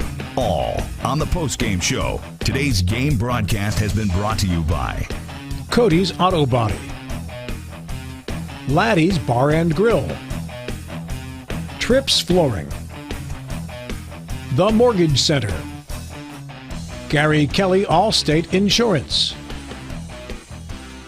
Burke, Schultz, Harmon, and Jenkinson, the Heffley Motor Company, the Palace Lounge, Farmers and Mechanics Insurance Companies, Milestone Realty, and by WVU Medicine, Berkeley, and Jefferson Medical Centers. So let's return to the field and rejoin our Talk Radio WRNR broadcast team. Park, Nick Verzolini alongside me, Spencer Dupuis, John Larson, Avery Newport, our crew, and Colin McLaughlin back in the studio. Let's go as we welcome you into the Palace Lounge post-game show. The Palace Lounge, located on Edward Miller Boulevard in Martinsburg, with a full lunch and dinner menu with daily specials and a clean, comfortable atmosphere. Check out the menu on the Palace Lounge Facebook page. And Spencer, a dominating performance from Martinsburg, really from start to finish in this one. Yeah, definitely. And it started really at the top of the first, and it got in a little trouble, and it was the great defense by the team, especially from the throw in from center to third base.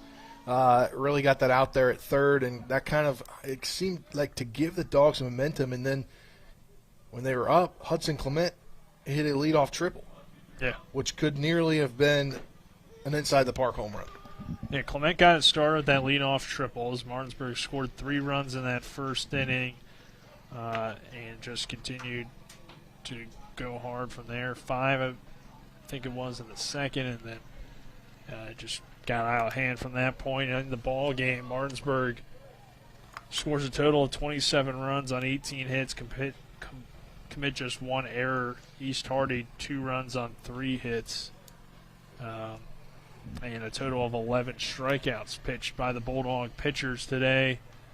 And that was your game summary as Martinsburg got off to the quick start with the 3 early runs, 5 in the second, and just continued to go to work from there. That's brought to you by Farmers and Mechanics Insurance Company. When it comes to home, auto, farm, or business, they're trusted, reliable, and experienced. Call them at 304-263-0809 or go to fmiwv.com. And our game stats, we mentioned the 27 runs for Martinsburg on 18 hits, just 1 error, and 2 runs and 3 hits for East Hardy in this game, and 11 strikeouts thrown by the Bulldog pitchers. So those are your game stats, brought to you by Chris Ross and the Milestone Real Estate Group at Keller Williams. Buying or selling a home, call 304-579-7349 or go to callchrisross.com. And Spencer, a impressive win for the Bulldogs, and just some good baseball. But again, this East Hardy team, young, inexperienced. It's going to be a little while before they're ready to compete with a veteran team like Martinsburg. Yeah, it definitely will be a while, but they showed little flashes here and there And obviously it's just good to see offense put up when your team is losing by a lot. Yeah, so, Spencer, you have a player of the game for us, by chance? I mean, I feel like it's very tough to choose. It's very tough, but I got to say player of the game. I said this a lot during football season. Hudson Clement with that leadoff triple there, and then running out that infield single. Yeah. Not a lot to work with throughout a whole ball game, so there's not a lot to go on, but those two things were key early to get things going.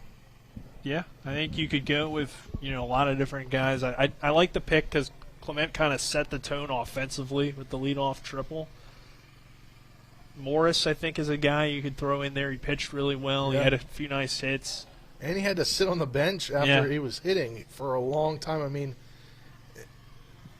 probably 30-plus minutes in that long 50-minute total inning. So we'll see if we have Coach Aaron Byler here. If not, we can wrap things up. I believe Avery was trying to get him, but we will take a 2-minute break. 2-minute break, and then on the other side of that break, we'll hopefully be joined by head coach Aaron Byler. This is West Virginia High School Baseball on Talk Radio WRNR and TV 10.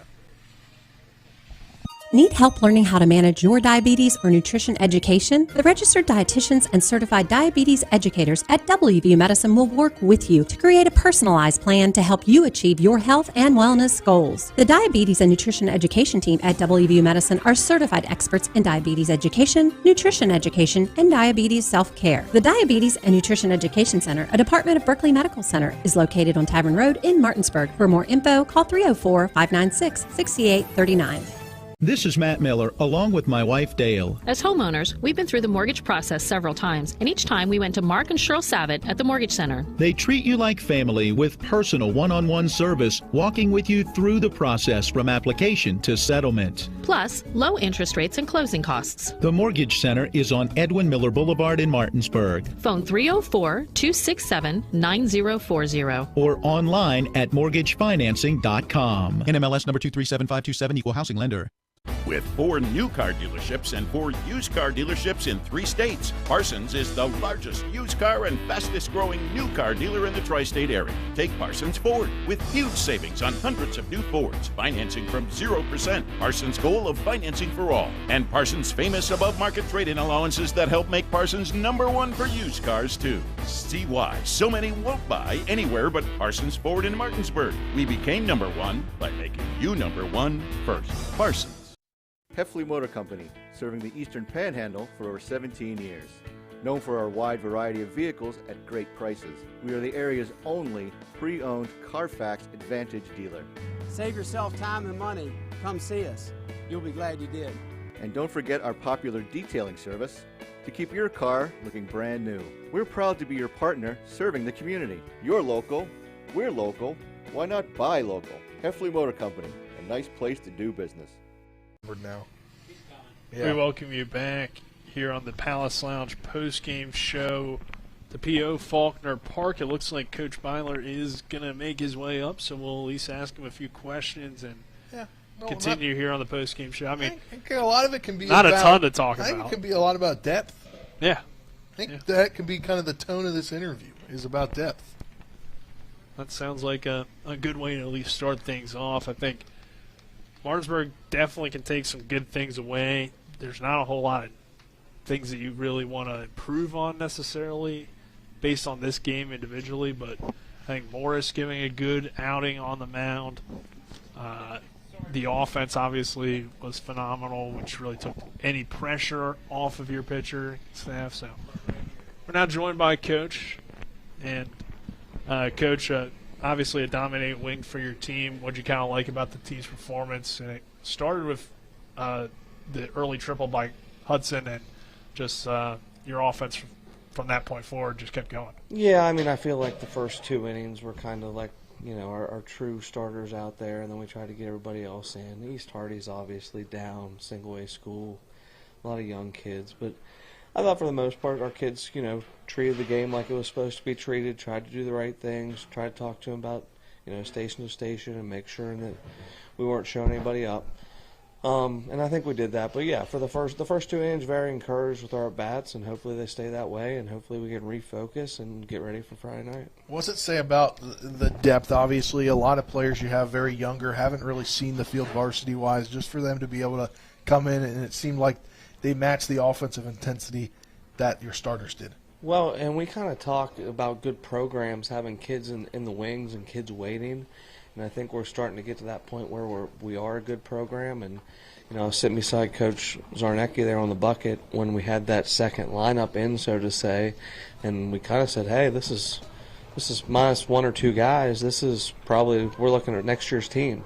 And I think all those guys can contribute. And I'm not sure that if you put them all, that second team out there for, 32 games, they wouldn't win a lot of games too. There's a good group, and I think we have a lot of talent. It was nice to get everybody in early, especially the first game, and I think morale is real high. And the kids, like I told you earlier today, I think the kids really like each other. They're cheering for each other.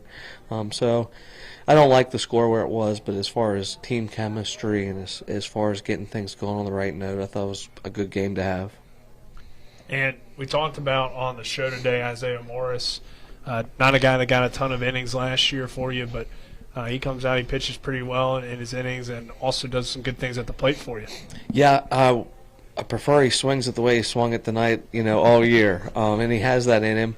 I thought at times, I think he walked five guys, so that's too many walks. But for this first outing, for not having a whole lot of innings last year, I think there's a lot of potential in there, and hopefully he's going to be a rotation guy for us, and hopefully he'll be able to contribute on the mound and obviously at in the box because he's in the middle part of the order, and we're going to need him to do well if we're going to do anything. And obviously, kind of for the situation here, where he was sitting down for a lot of the time to come back in, and after sitting down for about 30 minutes and getting to first base, what does that say about him as a player? Well, it's not easy to do. Just when you think there's 2 outs and you're going to come back in, I think he sat for another 30 minutes.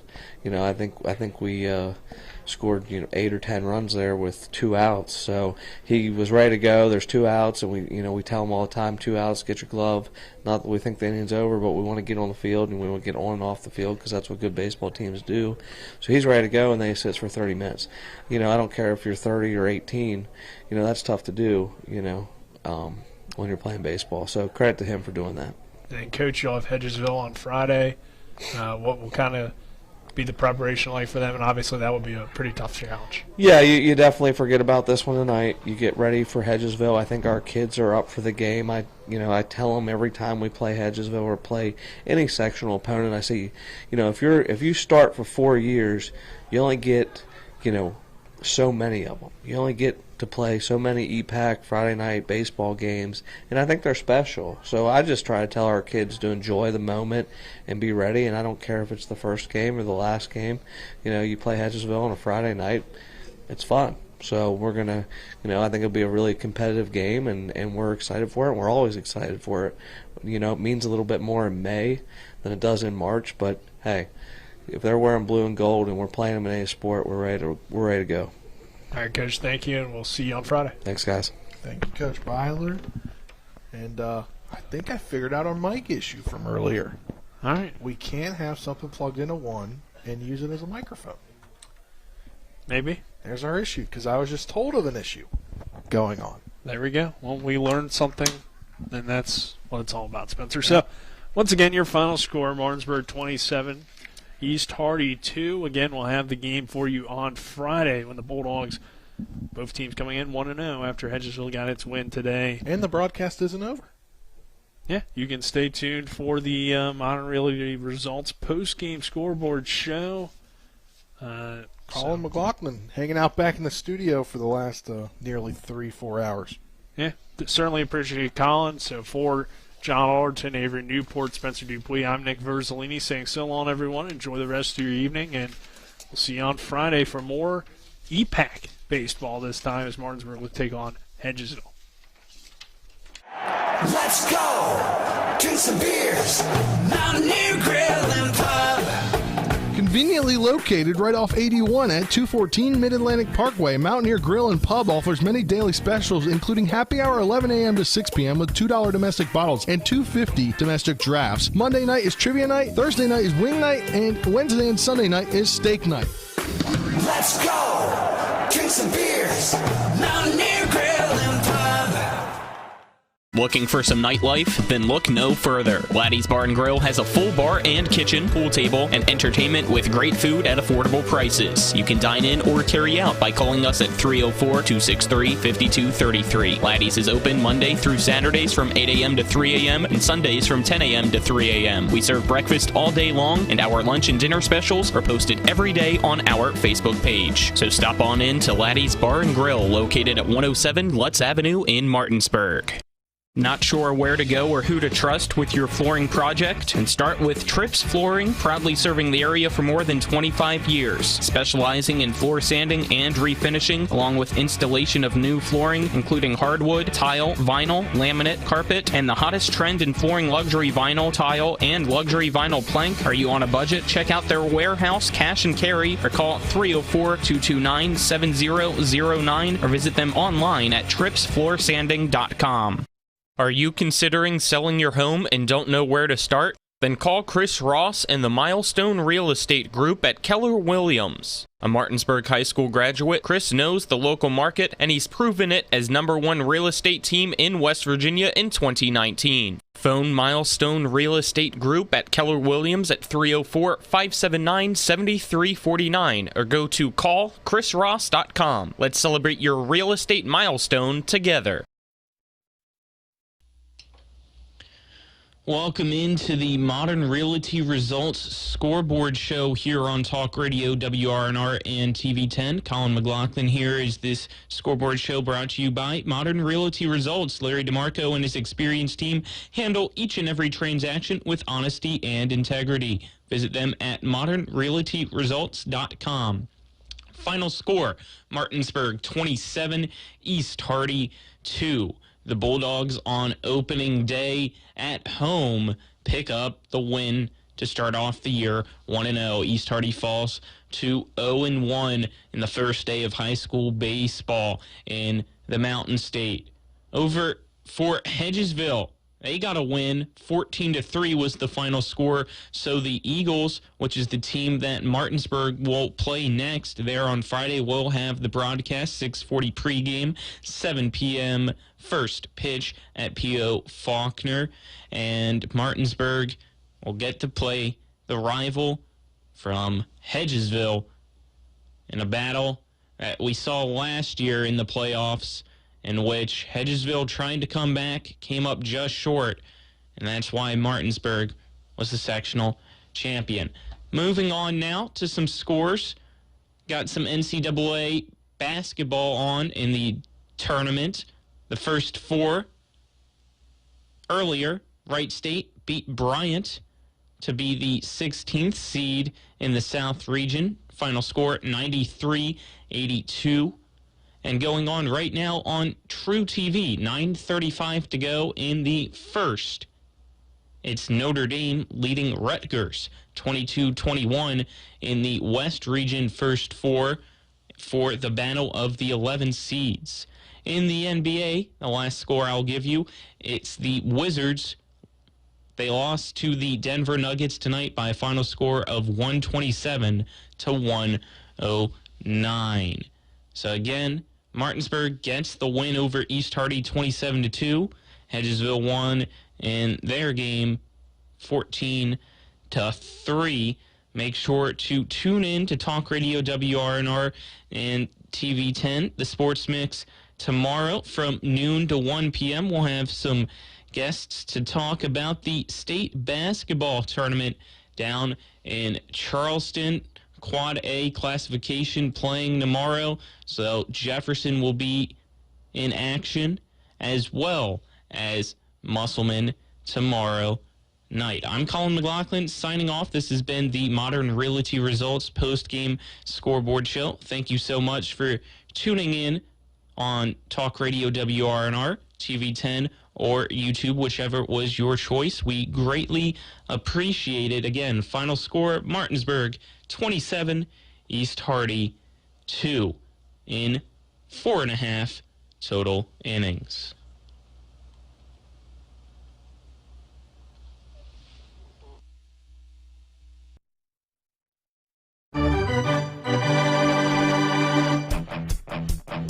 You've been listening to West Virginia High School Baseball.